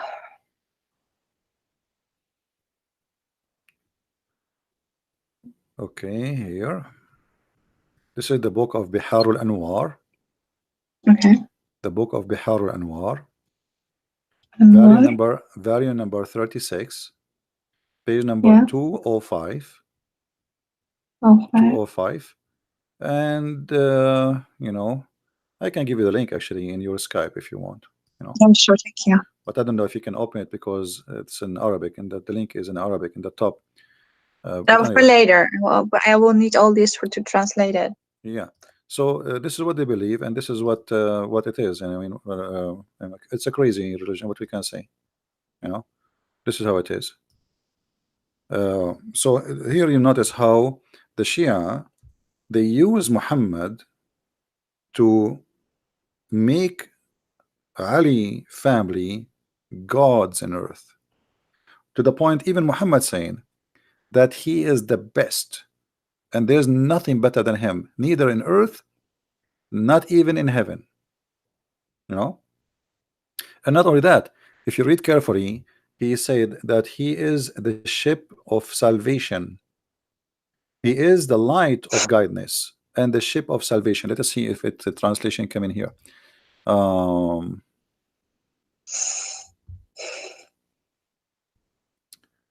You see, here we go. It says God, he said, it's written in the God throne. What is written? He is the lamp of guidance of Huda and the lifeboat, the salvation boat, and he is Wow. he is the good Imam. All right. Yes. So here you will notice how much those people they What is Huda? Huda mean guidance. Okay. Yeah, A Huda is an lamp of Arabic Huda. word for guidance. Yeah. And he is the most proud. He is the emission for Allah. Yemenite? He was a Yemenite? No, not Yemenite. Not. Well, here. No, Lifeboat, a gift of no. Imam. This is Google translation. You know, Google Oh. translation. Yeah, yeah. Here it says like he is Yaminullah. Yamin, it's the mean not Yemenite. It is like he is in the right hand of Allah. So in the right side of the hand of Allah, in the throne of Allah, it's written those information. All right. And not only that, it says that he is made Allah, he put in his backbone a sperm which is very good, and it's blessed, and it is Yeah. yeah. So he put in his you see here, sperm is blessed in his backbone. All right. And then So he what is said that whole crucifixion? In no, his crucifixion. crucifixion? This is translation for the word sulbahu. It's Google translation, you know, sulbahu, which means from his lineage. That's why we cannot use Okay. Google translation really as a source of especially in Arabic. Okay. So yeah, and then he says, if you pray in the name of Al Hussein, your prayer will never be rejected by Allah. You know. So anything you ask for in the name, he will intercede. His name is he's the intercessor. All right, and he is the intercessor in the judgment too, day too. So Hussein is an intercessor in Judgment Day? yeah, Oh, okay. yeah, because you intercede for you. But If they're you all deified then, aren't they? They're actually deified into the same position as Christ in their minds. yeah, but this is what it says, you know. And then there's a something really funny in the story. It says he asked him, and what is this nutfa in the backbone of my beloved Al Hussein? What is that sperm in the backbone? He's asking about the sperm. What is that sperm in the backbone of Al Hussein? Let us see where the translation here.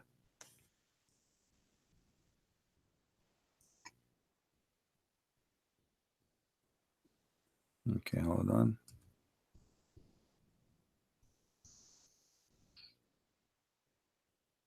The Google is not translating really. Excited at some. Sorry, go on. I think it's getting late for you, right? You need to go, maybe. No. Okay. I just wanted to say sorry if I interrupt you No, sometimes no. and ask so many questions, because I'm so, so shocked, and I keep No, it's getting okay. out shocked by you. Like, it's Anyway, just so they ask him creepy. about the sperm, which is he have Hussein he have in his back. He said this is sperm is like the moon, you know, moon. Okay. So this is sperm like the moon, and anyone who follow his sperm, which means his seeds, he will be a martyr, and he will be sorry, he will be doing the right thing, and he will be very wise in the eyes of Allah. Yeah. So here you will see that the Shia, they really worship Muhammad family more than Muhammad himself. Muhammad, as I said, is just a cover. Is like a ticket to get in. You know? So Muhammad himself, he is Hmm. saying that Al Hassan is greater than me. What do you want more? So all these sheikhs are born from these family people, right? Like Muhammadin, Allah Muhammad. Well, none of them actually born from Muhammad. Muhammad have nothing to do with any of them. Those are born from Fatima, the daughter of Khadija, and from Ali. Yeah. You know? Yeah. So Dochter from Khadija and Ali. sorry. So Khadija was, you said the doctor from Khadija and Ali? Yeah, because Ali, he married the daughter of Khadija, right? So Yeah. the daughter of Khadija married from Ali, Was not the daughter of Muhammad. and then they She was have just the daughter of there's Khadija. nothing to do with Muhammad, because Muhammad don't have kids from Khadija, and Ali is not from Muhammad. He is just a cousin. Oh. Yeah. So what the So there Shia, is no bloodline. All of it is a lie. yeah. So what the Shia did simply, they created a lot of stories in order to worship Ali and his family. You know, and they claim that Muhammad said those things.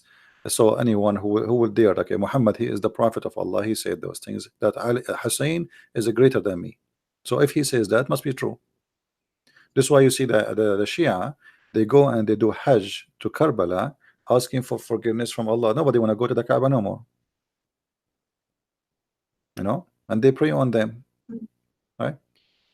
uh, and when Muhammad, he says Al Hussein, he is the lamp of guidance, and he is the boat of salvation. I mean, what is left? You know, Wow. he is the boat. So It's a way to, you do yeah. not need Muhammad, you do not need Islam, you do not need anyone. All what you need is Al Hussein. Yes. Wow. Yeah, and even Allah, He wrote the throne in the right side of His throne, that Al Hussein is the guidance, the lamp for all mankind, and he is the rescue ship. I mean, what is left? What is left for Muhammad? First. What is even left for Allah Wow. Himself? Because it's not Allah who will save you; it is Hussein, Hmm. right? Well, I didn't know it was this bad. I thought they would deify him to the extent, but you're just saying that this they actually see as Hussein as some kind of a god. Because this whole Ashura what we have in Iran, they slap themselves, they paint themselves for him, and even his name brings tears to the most fanatic people. And he's seen as some kind of a person who gave up his own son. And look at the comparisons to Christ. He gave up his own son in a war. Uh, and he was totally innocent, and he did that because he's only in love. And so people now praise him as the Masum. He was killed as Masum. Yeah, And Masum, each which year mean he is a people, perfect. He's a perfect. He don't commit sin. He is a yeah. perfect person, which means he's God. You know, because the only Mm, one who don't commit sin is gods. So they made them gods. This is why they call themselves the Ithnay Ashariya, the 12 Imams, because they believe that the yeah. 12 Imams are perfect, who never commit sin, not even once. Yeah. You know, so this the family of Muhammad and their descendant enter the 12. They are perfect. They are not a human. They are gods on earth. And the fiction story starts from Al Hussein, and then Al-Hassan, and then the children's after that. It's an inheritance business, you know. Is there something historical that you could point me to that Hassan actually or Hussein actually existed in history? Well, we cannot really, I mean, there's nothing in history, even about Muhammad, we cannot find something to make him exist. You know, there's nothing, there's no source about Muhammad. Where is when, even when the Muslims occupy Jerusalem, if we read the siege of Jerusalem and when the Muslims occupy it, even after that, even the Christian, they never mention a name of a person. His name is Muhammad, which is very strange. Yeah, it's very strange. You know, there's no mention of him, so we don't know who was Muhammad. Muhammad, I believe, is just a name was given later, or or Muhammad he gave himself such a name, but this is not his name. It's a title. That's why nobody use it. And this is what I said. Yeah. Yeah. So his real name. What does his real name According to mean? Muslim According books, to you, like according to Qasim. Muslim books, not according to me, his real name was Qasim. Yeah. You know, but some Muslims they deny that. They say this is you know, not true, because yes, his grandfather he called him Qasim, but then his mother she asked the grandfather to call him Muhammad. But it doesn't make sense because the word Muhammad mean the praised one. So how Muhammad is a prophet but yet he is a praised one? Praised one is God, right? No. Yeah. And even actually even Allah supposedly all day long he look at his right side for the name of Al-Hussein is written next to him. He cannot keep his eyes away from Al-Hussein. And Al-Hussein he will be in the right side of Allah in the throne, and each time a follower, which means Shia, he cry for him, Al-Hussein will look at him and he will ask, he will like because he is close to Allah, so he will be forgiven. Even some story says that he will be speaking from above the throne. Hussein himself is sitting in the throne of Allah. Wow. Yeah. So maybe some believe some actually story, Hussein is actually the Muhammad in a different form. So what does Qasim mean in his like, does it have bad there is many meaning. It can be the sperm of the hyena, it can be the damaged milk, it can be many things. sperm of the hyena? Yeah, it have many meaning. There is a hadith. It says that Allah he gave him even the throne, which means Allah don't have a throne no more. But I'm trying to find the reference. I remember the hadith very well, but I cannot find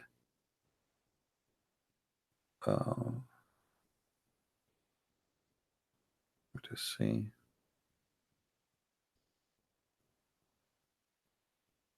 Yeah, Allah he gave the throne.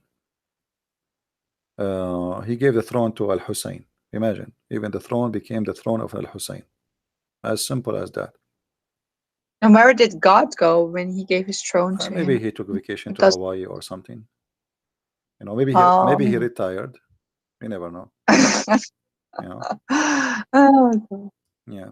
So you know, there is endless stories, and all of them, obviously, those people they make tons of stories about Muhammad and his family and Ali, and none of them make sense. And yet they say to us, you know, that you worship a man. Both of them, Shia and Sunni, they worship men. We don't worship men. We worship God. Everything, stone, man, sex. They worship like they have a Kaaba filled with all sorts of gods. Black stone, kissing black stone, stones forgive your sin if you touch them, etc. So Islam is a collection of madness, and the more you learn about it, the more you get dizzy. You don't get knowledgeable, you get dizzy, because what is that? You know. And the more you read about it, you find yourself like you know nothing yet, because it's stupid, it's endless, and they fabricate tons of stories, and you do not know where is the real source, where is the truth, you know. But it also gives a lot of platform to new Muhammads, because now in Iran, what you have, because most Iranians, like a lot, not most, a lot of Iranians don't, accept this sort of stuff, and they go into these so like intellectualized pseudo prophets who come in the name of Muhammad, but because it's such a vague term, Muhammad, like the praise was Hamd, so they can claim all sorts of stuff and even sound, of course, naturally better than Muhammad, because they at least have have some brains. But it's just fascinating how this sect is just you know, whatever culture that is filtered through, that it is just multiplying in such a different variation than what Orthodox Islam even is. It's just endless nonsense braid all together. Try to make sense of it, but it doesn't make sense. Well, nothing in this religion makes sense anyway, and uh, you know, the only way it makes sense for you if you decide to become a believer, and which means whatever they say to you, you accept. You know, that's it. But does it make sense that all of those things given to this guy Al Hassan Al Hussein? What? Who are they? What they did? I mean, what? What happened?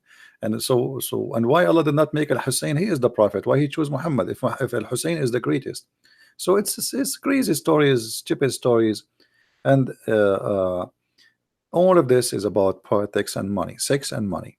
All of what Islam is about, sex and money. Even after Muhammad's death, the Muslims, they start fighting over sex and money. They never fought about God.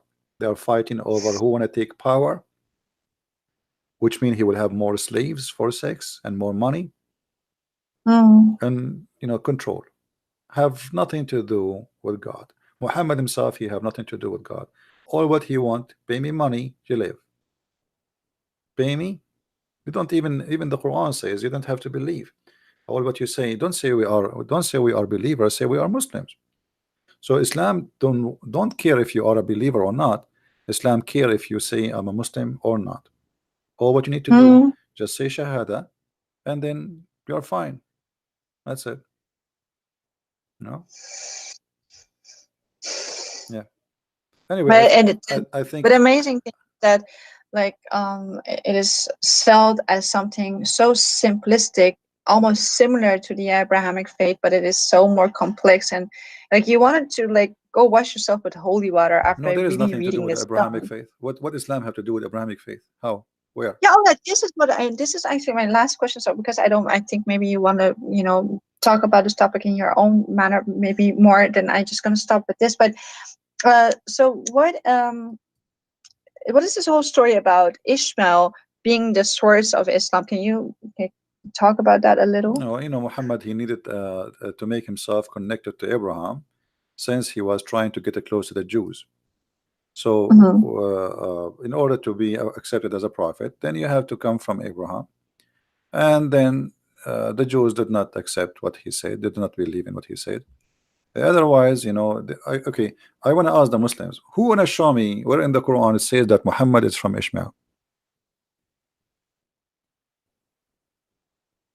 Any Muslim want to show me where it says in the Quran that Muhammad is from Ishmael? And here you notice right away how the Muslims they are in trouble, because this is the most important book. You see, the God of Islam mentioned that this guy is the son of this guy, the guy is son of guy. How come Muhammad did not say in his Quran that he is the son of Abraham too? If you go in the Quran, we will find the following: that Allah confirmed that the prophethood is from Isaac and Jacob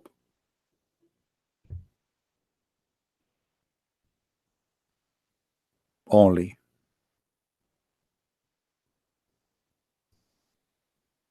When Allah supposedly mentioned where the prophethood will come, it says, and we bestowed on him Isaac and Jacob, and we established the prophethood and the scriptures among his seed.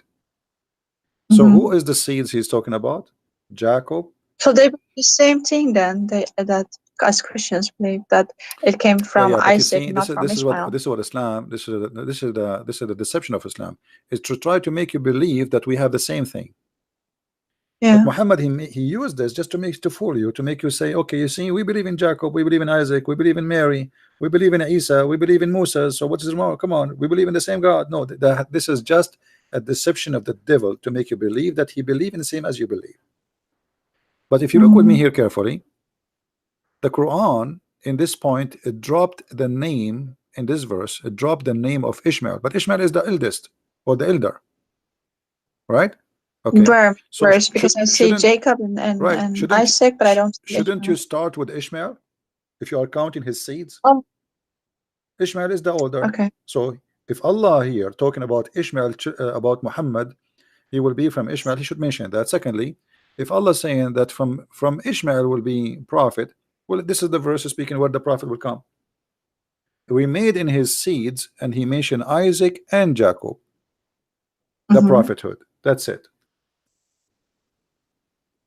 So Muhammad here in this chapter, here in this verse, he was trying to get close to the Jews, and he knew that the Jews do not approve Ishmael to be anything important. Okay. So in this point, Makes sense. yeah, in this point, Muhammad, he told them, okay, Jacob and Isaac and etc. prophethood, whatever you wish. But later, when he noticed that they would not agree with him anyway, he said that he started speaking about Ishmael, but nowhere he said in the Quran that Ishmael is a prophet of from him will be a guy. His name is Muhammad. You see, Muhammad, he said that Isa said a prophet will come after me. His name is Ahmad. Even the name there does not make sense, because if Muhammad name is Muhammad, why Isa call him Ahmad? Is Ahmad a title too? Obviously they are titled, because it's mean the praised one, the one people praise. Ahmad. So obviously this is not Yeah. this is not a name, because if the Quran is saying that the one will come after Isa, his name is Ahmad, why Muhammad, his name is Muhammad? You see, a name is a name, unless what is meant here, what is meant here is a title which have a meaning. The name, it doesn't matter. You know what I mean? Like sometimes you can call a lord with letter, small letter, for the king or the master of a slave, he call his owner lord, but can be God, right? Depend in the location or etc. So here Muhammad saying that Isa said there is a messenger will come after me, his name is Ahmad. Okay, who is Ahmad? And they say according to them we have this in Isaiah, which is such a nonsense. Yeah, look here, this is the Muslim translation. They said a prophet will come after me, his name the praised one. This is alone is a blasphemy against God, because how Muslim they say we don't believe, we don't worship a man, and you say that Muhammad is the praised one. So if Muhammad is the praised one, who is the praised to? Exactly. Who is praising Allah then? His name is the praised one. So even his name is against being people who they lie. They say we believe in the oneness of God. Your oneness God is Muhammad, not Allah. He is the praised one. You know? Yeah. Is that he has 1,000 heads, this monster. Yeah. Not only that, actually, so listen, Muhammad, Muslims, I can show you right now, Muslim Sunni, not only Shia, they say that Muhammad, this is Sunni, Muhammad, he have 99 names, the same as Allah. Wow. Yeah. Can you show me that? Yeah, I will show it. I never. I'm searching in Prophet Google. So he's also and is the same names or different names? No, but they are very close. Almost sometimes they are the same. This is the 90 names of Allah, the 99 names of Allah and Muhammad. You see it? No, not yet. Allah have 99 names. Muhammad have 99 names. They are equal. Wow. Yeah. And here they start counting for you the names. Here we go. The names of Allah, 99. And we then, can't see it on your screen yet. Your books are in. it maybe take time for loading. Okay, it's on now. I can see. Yeah. So Allah have 99 names, and if you scroll down, you will find that Muhammad, he have 99 names too. Here we go. They call him Alim. Allah is Alim. Or what they did, they took off the letter L in the beginning, the L. So from Al-Alim, they call him Alim. So Muhammad became Alim. Alim. He is the one who knows everything. Yeah, Alim. Yeah. You know, the justice. How Muhammad can be justice? Muhammad is God or is a man? How he can be justice? The only justice is God. So they start counting names for you, and they come with 99 names to make him equal to their God. Wow. Yeah. And this is the link. I never knew. This is the link. I will post it in the text in the chat so people they can see it. Wow. Is Al-Makrain also one of his names, or is that all just for Allah? I think this is one only for Allah, the Maker, the deceiver. Yeah. Yeah. Imam, Khayyar. I don't think I did not read them all actually, because they are funny and stupid. Uh, I mean, look, Oh, Muhammad is Muftah. Muftah is the key. Muhammad, one of his name is Muftah. Muftah, what is Muftah mean? Muftah mean the key. Muhammad is the the key. key? Yeah, Muhammad is the key. What? Muftah. Hmm. Yeah. And he is Mateen. Mateen, which means he is strong like steel. And he is Mashkur, the one you are thankful for. And he is Mashhud, which means the one who witness for. And he is Mansur, which means the one he is helped or victorious. He is the Ma'mun, the one who is secure. The one who is Ma'lum, the known. Muhammad is the known. So all those names, I mean, look, Muhammad is Mahmud. Mahmud. And what does Mahdi mean? Sorry? Mahdi, what does that mean? Because I saw a name Mahdi in his list. Yeah, Mahdi, the one who will is well guided. Well Oh, guided. okay. Yeah. So because you know that's real issue also to get it in this is Shia Mahdi. additional fiction story. The Shia and Sunni, they believe in the Mahdi, but the Mahdi different, and the Shia have different story. The Sunni have different story. It's a collection of fiction and stupidity. You know, Muhammad is Al-Kamil. He is the perfect. Look, Comment. Yeah. Kamil, perfect. Muhammad is the perfect. That means he's God. He's the perfect. Muhammad is Jabbar. One of the names of Allah is Jabbar. Al-Kafi, the one who is sufficient. I have a question. Allah is sufficient, These supposedly.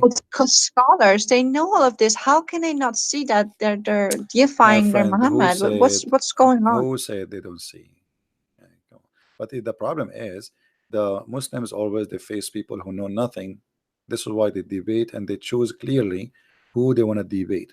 They debate people who they have no idea what Islam is about. Or just for themselves. How can they remain?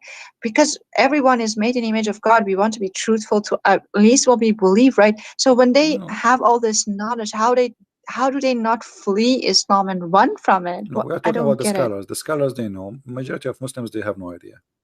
The majority, they have no idea. Yeah. But the scholars, they are doing business anyway. They are getting the benefit. Big belly, big stomach, 4 wives, big salary. So the mission accomplished. The mission is accomplished. Perfect mission. You know. Yeah.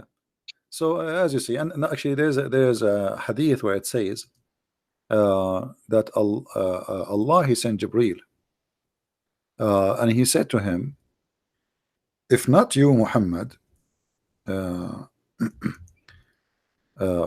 nothing was created. Wow. Let us read together. Here we go. This is the hadith. Hadith lawlaka, and this is sunnah.org. So a Muslim cannot say this is, you know, false. It says that somebody asking, is it true that this hadith says that lawlaka ma khalaqta al-aflak, which mean if not you, no reason for me to nothing to be created if not you? The answer, indeed, the Prophet of Allah, Allah pray on him and salute him, is the reason for a creation of Adam alayhi salam, which means peace on him, and the universe. If the Prophet of Allah, Allah pray on him and salute him, was not existence, then the throne of Allah, the arsh, the chair, the kursi, the lawh, which means the tablet, and the qalam, which means the pen, the skies, the earth, the heaven, the hell, the trees, the stones, and all the creatures will not be exist. Do you see it? Wow. Yeah. Muhammad is God. Actually, based on this story, Allah himself is exist for the sake of Muhammad. I mean, what is the benefit of Allah? Just to create all those things for Muhammad, to make Muhammad happy. Allah is Allah himself is a servant for Muhammad to create things for him to make him happy. Genie in a bottle. That's so you see here, and they are giving you reference more and more. Like the Prophet of Allah, he said that Allah, he said to him, when Adam made a mistake, he asked, oh Allah, I ask for your sake, for the sake of Muhammad, to forgive me. Allah, he looked at Adam and he says, what? How you recognize Muhammad when I have not yet created him? Adam said, oh Allah, when you have created me and blew into my spirit, I lifted my head and I saw it's written on the throne, Arsh, La ilaha illallah Muhammad Dadulullah. So he saw the name of Muhammad. Okay, so I got to know. So I got to know that you would only join your name with whom or with him who is most beloved to you. See how smart Adam? So now he's asking Allah, please forgive me for the sake of Muhammad. And Allah like, what? How you know? How you know Muhammad, you idiot? Who told you about Muhammad? I did not even create him yet. So he said, no, hold on. When I put my head up, I saw his name in your throne, and I said to myself, must be a very great person for you, and you love him very much. That's why you put your name there. So, and then Allah answers, said, Allah said, "O Adam, you have spoken the truth. Indeed, Muhammad is more beloved to me from anything, and when you ask me for his sake, I burden you." That's it. All right. Yeah. And the same story. Look, here it says Allah revealed to the Prophet Isa. This is Isa, supposed Jesus. It says, "O Isa, have faith on Muhammad." So Jesus have to have faith in Muhammad. He have to. Allah. What do you mean? Just Isa? What it says? Oh, Adam. Isa. No. This is about Isa now. Allah, he told Isa, you have to have faith on Muhammad. You have to believe in Muhammad. Okay. Okay. And then and he says, and order your ummah, which means your followers, to do the same. Yeah. If Muhammad was not to exist, I would not have created Adam, nor I would have made the heaven and or hell. You see, so Allah said to Isa, I created everything for the sake of Muhammad. So tell your people to follow Muhammad, okay? Wow. Yeah. Anyway, I think we have. Actually, there was an Iranian judge who told me once, and this was his logic too. I said, why are we women so suppressed in Iran? We have, half the rights. Women can only marry one husband, who even if he abuses her, she's not allowed to leave. But men have, all these questions. He said, well, Allah, he actually will answer you by saying, like, what is that of your concern? I just love men more. This is a judge in Iran. This is a highly educated person who would say such a thing to you. Yeah. But it's all driven from this madness. All right. Well, I think we have enough for today. It's getting late for you, as I think in your time, you're right.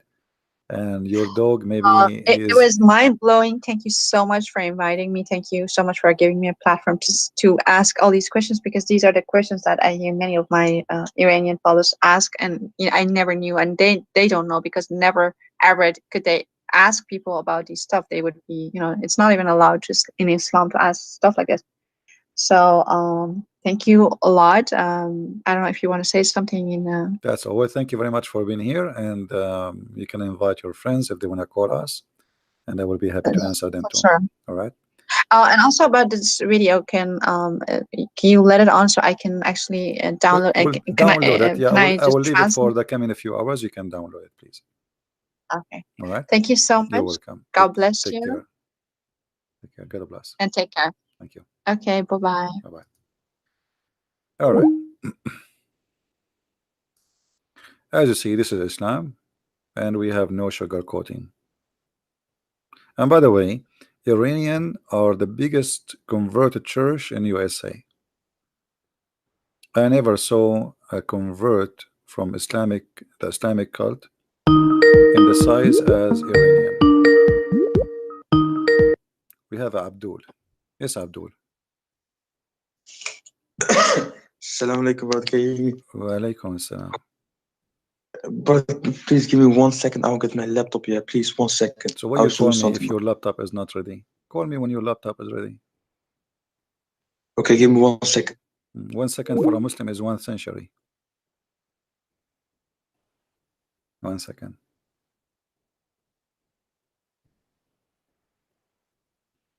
This guy, each time he sees somebody leaving Islam, he get upset.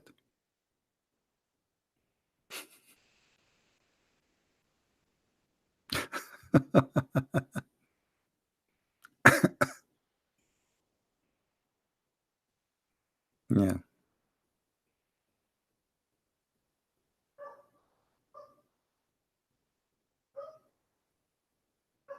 See, we have dogs today. We have many dogs are barking.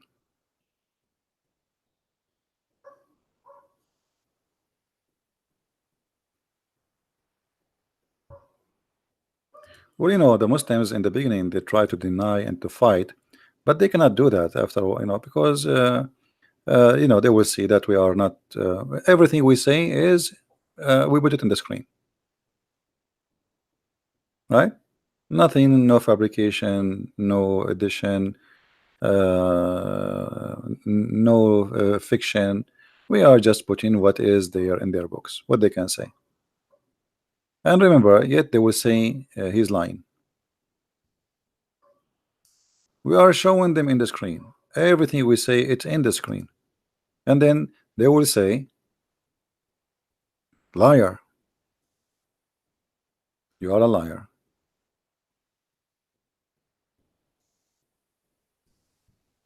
You see, he said 1 second. I'm afraid he would do the same as the Muslim sheikh who was debating me. He said he want to go to the bathroom more than 10 years ago. He never came back.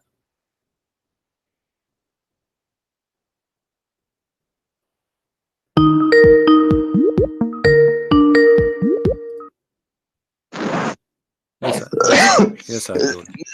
Brother. Drink Oh, brother, camel, are you there? drink camel urine for your benefit, your health. I'm worried about you.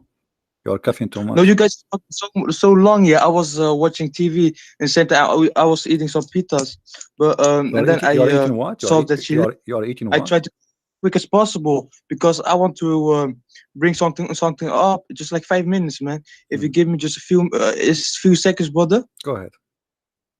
Okay, so she was talking like, "Oh, Islam is so oppressive towards women." That's not true.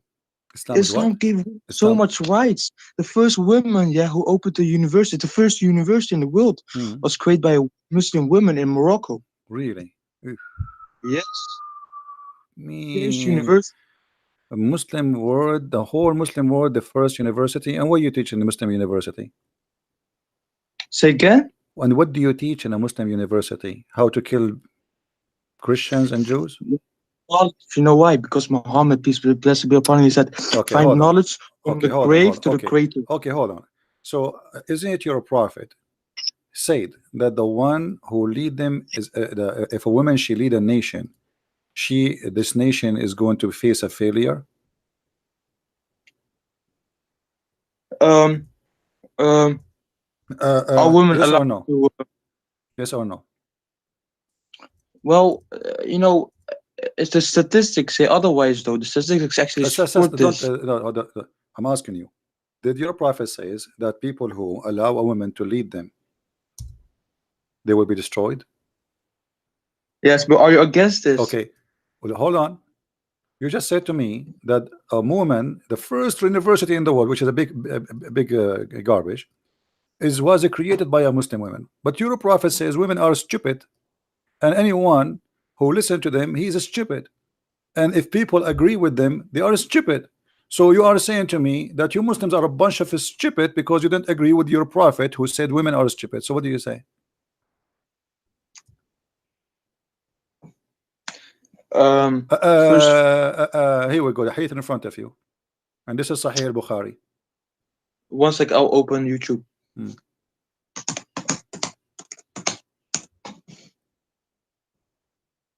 And as you see, the Persian and the lady she was talking to me, she was from Persia, and they have a king who is a female, which means a queen.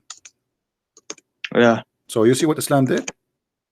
Iran used to be ruled by a woman. Since Islam came, Iran ruled by idiots. So what you are saying to me is about Allah, he gave the women rights. Khadija herself, she was the boss of Muhammad. Since Muhammad he came and became a prophet, Khadija died, he took her money, he forced the women to wear a bag, a plastic bag made from black.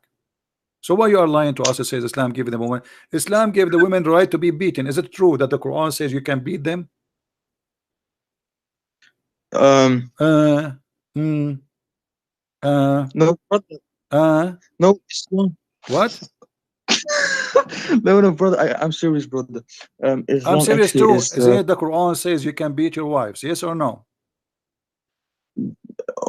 No, because you know why? You know why, brother? No. So what is verse here saying? Chapter 4, verse number 34. Why you are lying? Why you are lying? Are you a liar? No, of course not. Okay, so why you are saying no? Why you are saying no? Are you trying to, do you think you can lie to Christian Prince? Be honest with me. Do you think you can lie to me? I'm Muslim too, Here we go. It's in the front of you. Here we go. Chapter 4, verse number 34. I want you to read it for us. Does it say if a woman you fear that she is disobedient, you fear she did not even became disobedient, you beat them, you scourge them? Yes or no? Wait, this 34? Yeah, 4:34. 4:34. Oh, 4:34. Okay. Men are in charge of women because Allah have made the one of them to excel the other, and because they spend for the properties. So good women are obedient, guarding in secret. But you as a Christian, I don't see how you against this, because the Bible also says. Continue reading. Don't stop. Continue reading. Okay, but okay. So good women are the obedient, guarding in secret that which Allah have guarded. As for those from who you fear rebellion, admonish them and banish them to bed apart and scourge them. Then if they obey you, what does scourge them mean? Huh? What does scourge them mean? My English is not good. What does scourge them mean? Let me see 1 second. Are you searching Google now? No, I have a book, where the meanings of words are, man. Oh, okay. I'm gonna. A whip used as instrument of punishment. Huh? What scourge them mean? So your God Allah says scourge the women. So you said to me she open a university, she go home, she get beaten. So what she do go to school? She have pimples in her face and she have a balloon in her head from beating, and she open university. Why you are lying to us? Did you I'm not making fun of your mother, by the way. I'm just asking a question. Did your father ever did your father give your mother once like a blue eye, like he punched her in the eye? Never. You get a beating for that. That's mean your father is a disgusting Muslim. He's not a good Muslim. Your father is not a disgusting Muslim. Does that mean that your mother, she was always obedient? That's why he did not beat her? No, but well, the Quran says if you fear that they are going to be disobedient for you, what is the solution? Beat them. Obviously, your mother always she obey your father, his God, so she obey him, and this is why he did not beat her, because you said he never gave her a blue eye. What do you mean by obey? Well, if you say to your wife, make some tea for me, and she did not go right away, you can beat the hell of her. If you say to your wife, take off your panty, I'm horny, and she refused to do so, you can beat her. Any reason, it's up to you. So, so good. What's on? It says obey. So anything you have to do with obedience, anything you say to her, she don't do, you beat her. But what does the hadith on this verse say? It says otherwise, though. What otherwise? Where it says no, here we go. The hadith says you beat them until you make your. The hadith says you beat them until you make their skin greener. And here we go. This is the story. The story. No. Okay, hold on. I will make you read it. Here we go. Read with me. This is Aisha speaking. I'm listening. Go ahead. I'm not going to talk. I will let you read. Read all the sentence. And I'm listening. Go ahead. Bro, you have a beautiful voice, man. What if you? I have no. What? I have what? You have a good voice. You have a beautiful voice, man. My friend, I'm asking you about women beating. Are you flirting with me now? What my beautiful voice have to do? No. I mean, Muslim women, they flirt with me. Even Muslim men, they want to flirt with me live on air. What do you have to do with my beautiful voice? So what this have to do with my topic? Why you are saying to me you have a beautiful voice, man? Okay, I'll read, man. I'll read. Okay, Rifa'a divorced his wife, whereupon Abdurrahman bin Az-Zubair al-Qurazi married her. Aisha said that the lady came wearing green veil to her. Aisha of her husband and showed her green spot on her skin caused by beating.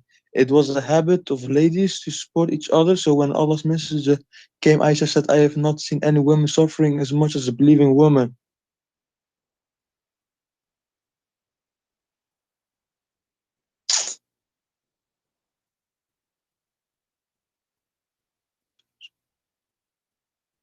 let me see, brother.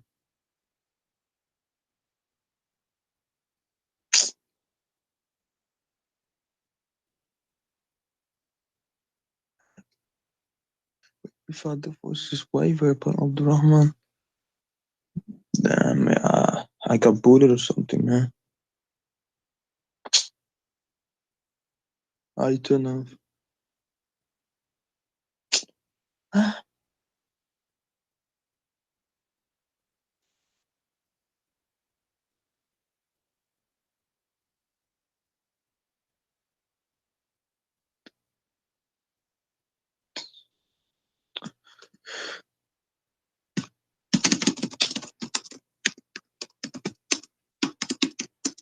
All right, I hear you.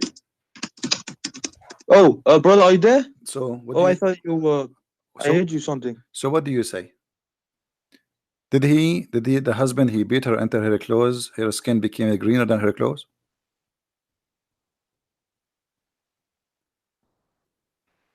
Yeah, Are you there? yeah, Greenville. So Greenville. you beat your wife until you make her skin greener than her clothes. What does that mean?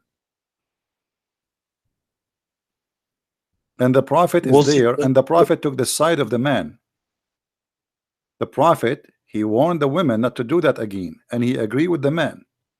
So he agreed with the man beating his wife until her skin is greener. Your prophet said in different hadith, don't break their bones, which means you can beat them, but don't break their bones. Beat them, make their skin greener. Did your father make your mother's skin greener before? No. What about yellow? But What about blue? when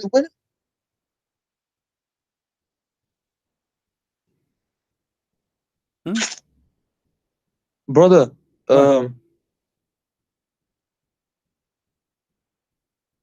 can't. What's But the women, yeah, they used to get what's called the Arabs. They used to put women in sand. That's a lie. That's a lie. There's no Arab. Here we go. Tell me a story. Who is the Arab they would put? How if the Arab they put their women in sand? That's mean there's no mothers, and we will not be born because no women left. If we don't have women, where we will have babies from? We will download them from the internet. That's a big fat lie. No, but The verse about al-maw'uda, it's about the one who is killed. Supposedly God will say to the one who was killed, for what reason they killed you? That's all. It's about a crime committed against an innocent person, have nothing to do with females. Nowhere it says infant. It's a lie.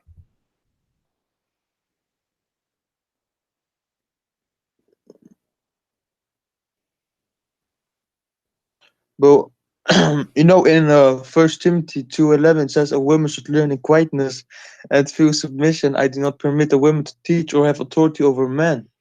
She must be silent.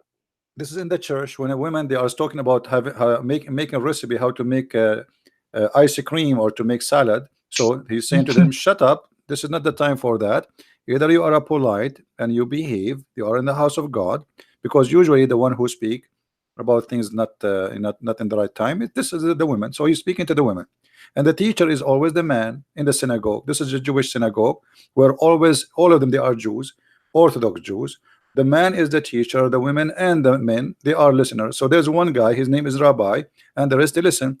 So women who they are speaking in the church and they have no excuse to do so, then they have. But if you read the whole chapter, you will see that women they can teach. And women, not only that, we have a book, it's called the Book of Judges, where you see that women they are judges. You can see in the Bible that women they are prophets too.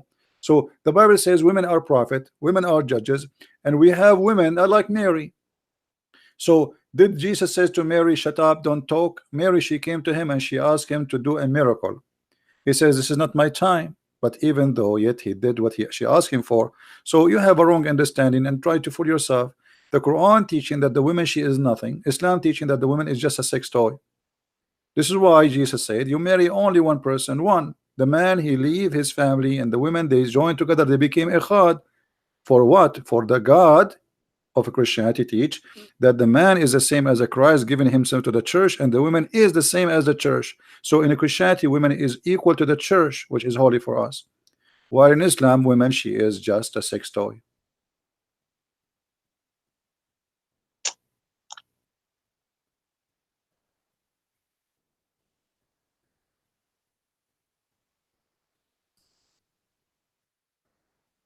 Hello? Did you decide to leave Islam or not yet? Could you scroll down on the screen? Oh, okay. A bit. All right. There we go. And even here, the story, by the way, your prophet, he forced the woman to be raped by the man, because the man, he trying to rape her, even though he is her husband. But you cannot force women into sex. No, in Islam you can. And the prophet said to her clearly, you have to taste his juice. Is that true that your prophet says to this woman that she have to taste his juice, and she have to taste he have to taste her juice? Let me read, man. Hmm. I don't know.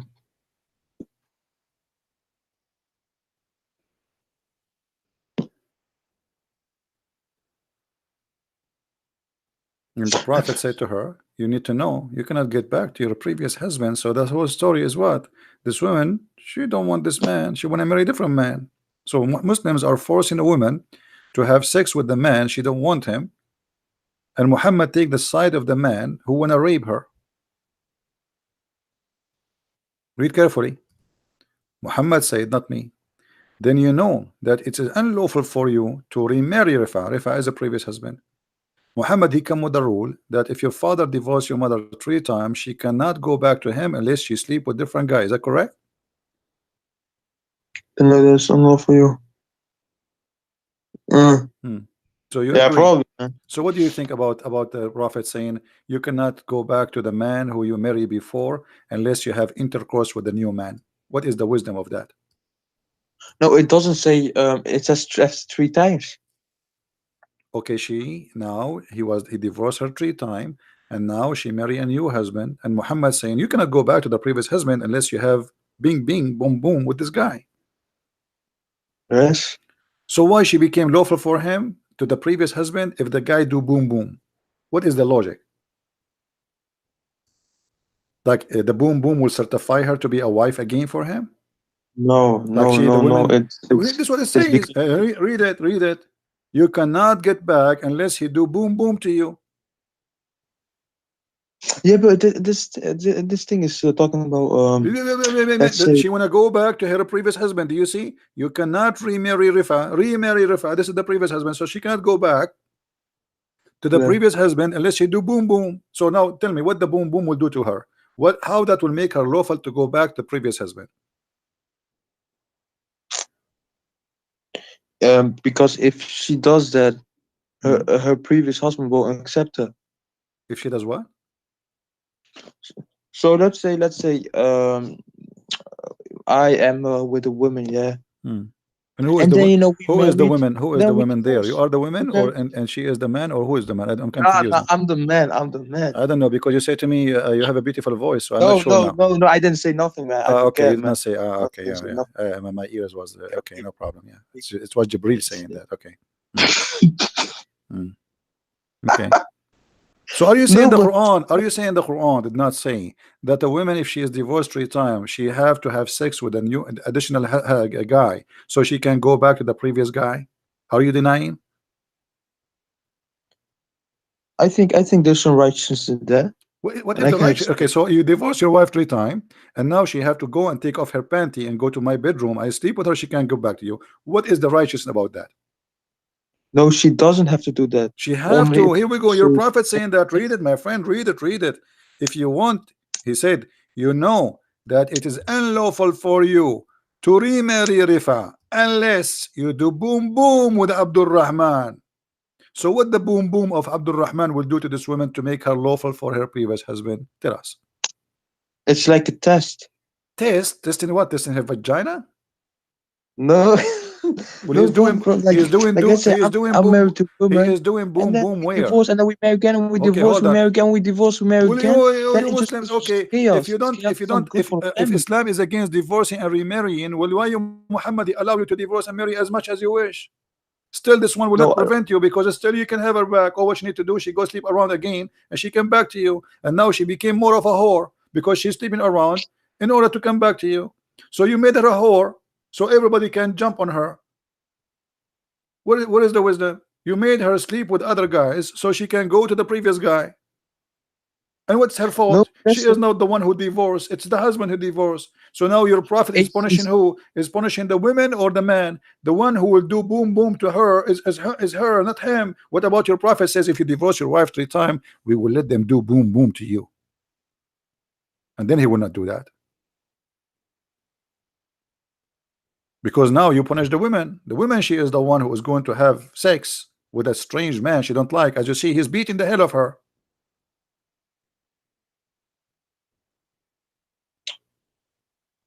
Yeah. What? But it's like If if they marry and divorce 3 times, it's just chaotic, man. It's not good for the family. And then it's the best to divorce. Is it good for a family to allow a man to marry many women and divorce him 3 times? Why your prophet allow you to divorce him three times? Why he allow it? And now the man who divorced 3 times, she marry new husband, she go back to him, he divorced her again and again and again. So go, she sleep with other man, she come back to him, he divorced this. So your religion did not stop divorce. Your religion increasing the divorce, encouraging divorce. No, but it's like a test for the man. Test for what? The man, he have nothing. He's doing nothing. He just get a woman in his bed. Okay, divorce. You go sleep around and come back to me after 2 months. What test? Well, if the man, let me ask you, marry... why your prophet said that she have to taste his juice? What kind of a prophet he said to a woman, you have to taste his juice? What is juice? That shit ain't oral, man. That shit ain't oral. It's just like meaning intercourse. So in Islam, when you do intercourse, you taste the juice. What do you mean by that, man? No, it's not like in the don't mouth. Tell me. Don't ask me. Ask your prophet. I'm asking you. Here we go. Your prophet. He says you have to taste his juice. He's a sweet juice, and you have to taste his sweet juice. What juice we're talking about? They know.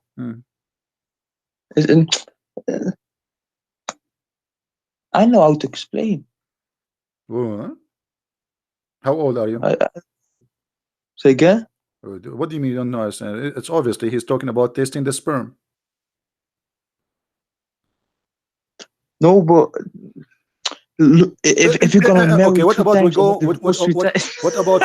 What about we go to the dictionary? Here we go. The word here is asila. Whenever I explain, you see, talk over the word here is usayla. Huh? So if we go to the dictionary right now, what we will find? What this word mean? Usaylatuha wa asilatahu. What does that word mean? Does it mean sperm? Orgasm? Yes. So your prophet saying you have to test his orgasm?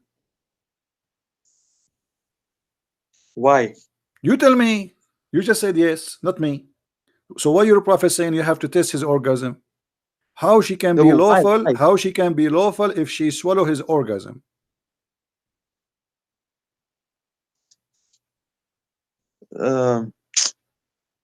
No, but that's the point, isn't it? If you divorce 3 times, this is the point. Guys, this is the point. This is the point. Guys, did you hear it? This is the point. The point is that in Islam we teach a man to swallow the orgasm of a man, and the man have to swallow the orgasm of the women. This is what you said. You just said this is the point. I am asking you why she have to swallow his orgasm. You said this is the point. This is what you said. Because a man isn't gonna marry her when she went with another man and then did that stuff. What does she is his wife now? She is his wife. She, in order to come back to the previous husband, she have to test the sperm of the new husband. Why? But most men aren't gonna accept her. Like doesn't matter what man accept her. You Muslims, you marry anything. Even a goat walking down street, you would take her. What are you talking about? I'm asking you here. Muslims, you marry anything, any woman she offer herself, you take her, especially if she have money. Don't give me now, school me.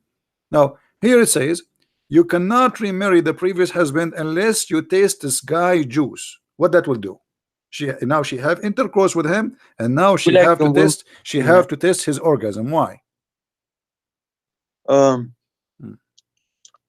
Well, so here's the point. If you marry and divorce 3 times, right? It's like chaotic, man. It's not good for a family, and then it's just time to go. You gotta find someone else. But why you need to taste her juice? What is that? I'm not asking you time to go. What time to go? You made the women as a hooker. Today she is here, tomorrow she is there. This is what Islam is about. There's no marriage. This is why we keep saying in Islam they don't believe in marriage, they believe in a contract. It's a sexual contract. And now Muhammad put in now the rules of the sexual contract.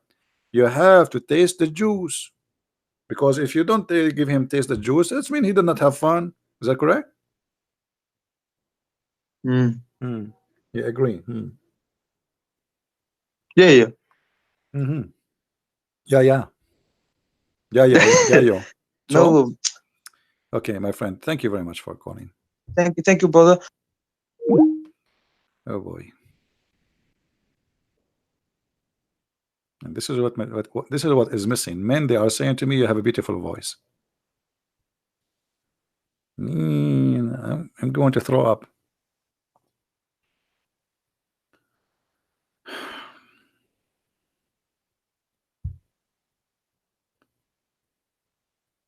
What a cult. What a cult. Anyway, guys, I don't know. How many of you here is first time? How many of you are first time here? If you are first time, I advise you to leave and not to come back, because you will be addicted. I'm warning you.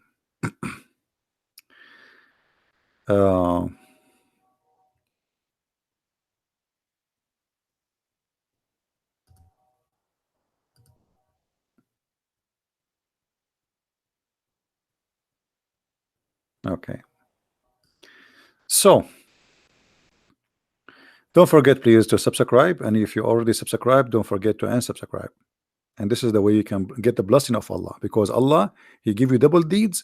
If you make like one good deed can erase two bad deeds. So do this: make a bad deed by subscribing, and then unsubscribe. Then Allah will put in your credit two deeds. So imagine if I can do that in the bank. I put $1, then I withdraw, and then the bank, they will put $2 instead of the dollars I take off, and then I put it again, and I take it again. By the end of the month, I will have a lot of money in the bank. Very smart religion. All right.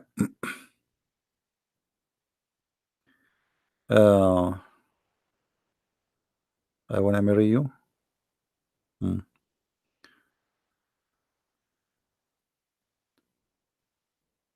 So don't forget to subscribe, and the video will not stay long for in our channel.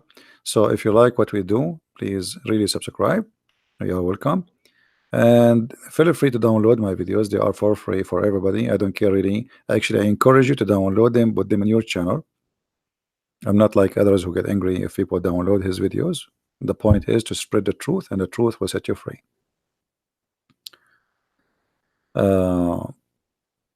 And let us be serious in the chat, please. Show respect. Always here, we notice that the Muslims, when they speak to us, how much they are confused, and how much they are into fabricated stories. So, brother, the first university in the world was made by a Moroccan woman. True story, brother. She opened university and she is wearing the burqa, and she was beaten at home, and her husband called her half brain. Yeah. There's a lot of things you see in the media trying to fool you.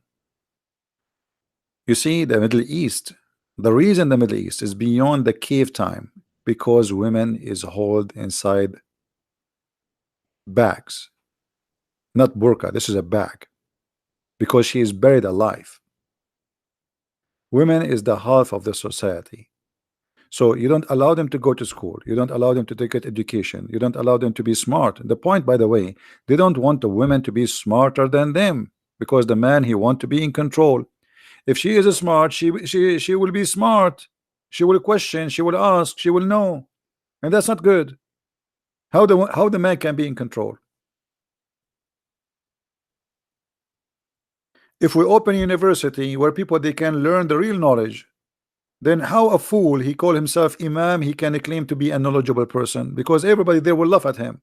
So in order to keep them under control, we say to them, the only knowledge we need is about Allah and Islam, brother. All other knowledge is not needed.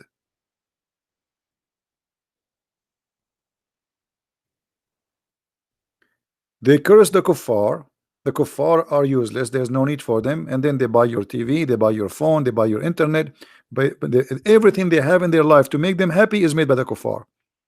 Nothing make a Muslim happy in his life is made by Muslims. This is the truth, including chocolate. Even candies is not made by them.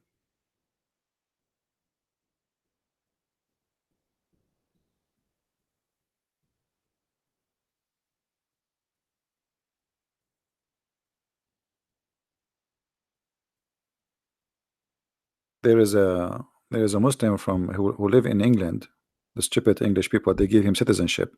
He stand next to a bunch of cows. Let me see if I can find the video. I don't know if it's flagged. Let me see. So in his video he was saying, brother Thithar, look at those cows. Those cows are more useful than the infidel, the kuffar.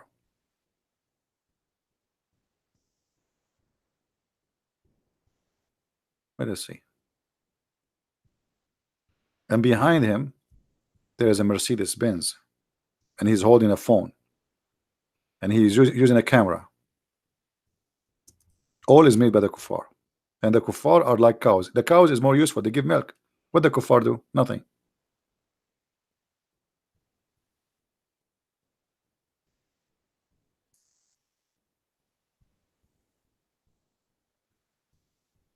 I will try to find the video.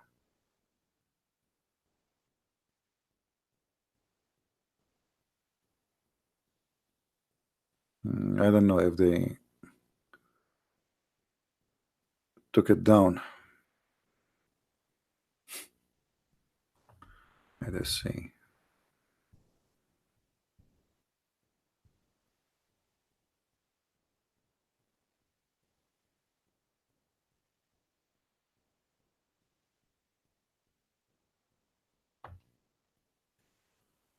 Yeah, I cannot find it. Maybe they took it down. But anyway, this is their idea that they are the best of mankind, and their prophets say to them that Muslims are the best of mankind. This is why they have authority to enslave you. Islam is totally different from what you hear from politically correct media forms. Absolutely, they teach you nothing but false news. That is the truth about Islam. This is their books, and this is their prophet, and this is their Quran. The best of mankind is those Muslims, chapter 3, verse number 110. Okay, what is the best about them? Is the one who bring who? Mankind, with the chains around their necks till they embrace Islam. You will never see that in your CNN TV. You will see that a program says ISIS is not Islam. You will see someone like James White who claimed that he is a person, a Christian who defend Christianity, but the fact is not. He says ISIS is not Islam, and whoever says ISIS defends Islam is lying.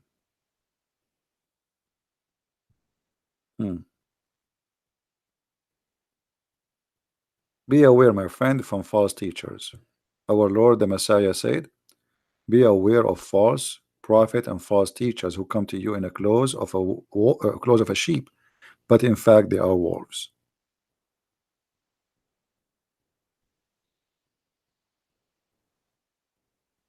Be aware. And here we say things as it is, with no makeup. No makeup. Which is one more worse? Both of them, they are. It is one coin have two faces. So if you ever thought that the Shia is better than the Sunni, you are mistaken. Shia are actually more dangerous because they play nice. They are very good actors until they are the upper hand, and then you will see what they will do to you.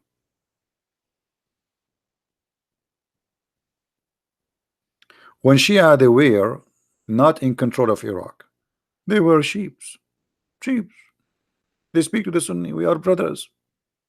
We both love the Prophet. The second George Bush gave them the authority to take over the country, they start humiliating the Sunni. Just one day different between yesterday and the day after. One day. The Shia who was humiliated for 1,000 years, it is their turn to humiliate the Sunni. So both of them are the same. So when I am stronger, I will humiliate everybody. When I am weak, I am a sheep.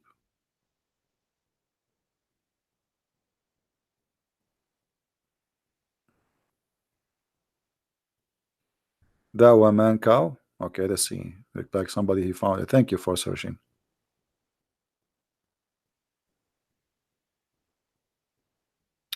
Dawa man cow. Yeah, I saw the video. Actually, I was going to make a video about it, but you know, YouTube will. Yeah, here we go. This is the video of this guy was speaking about that we are like cows. You should download this video, actually, all of you.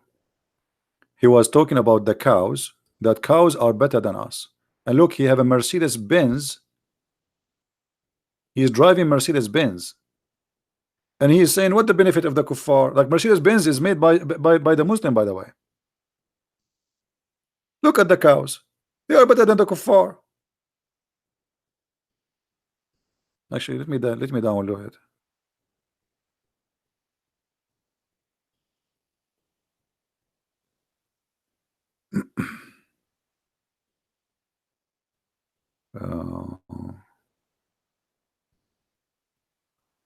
I will download. You should, every one of you actually download it and share it around. This is the truth about Islam. This is the link. All of you download and share it around. And underneath, put disclaimer and make it clear that this is what the Muslim says about us.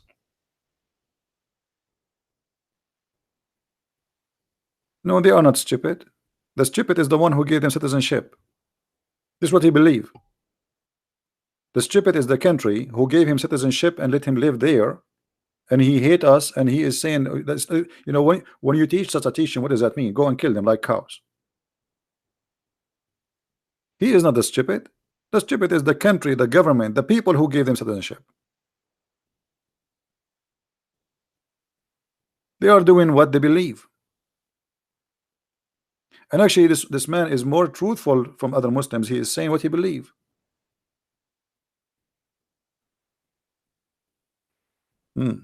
No, we don't teach violence here, my friend. Don't say that word in my chat.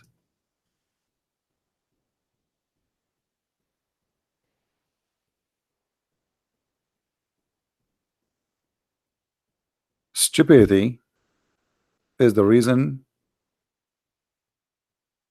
of the problems. Anyway, guys, we will leave this video for a few hours, so please download the video, share it with your friends, and I'm talking about my video, not this guy video now. Share it with your friends, post it in your YouTube channel, and I hope mostly tomorrow I'm not going to go live on air, but if I can, I will, but maybe not. Give you a break of me. All right.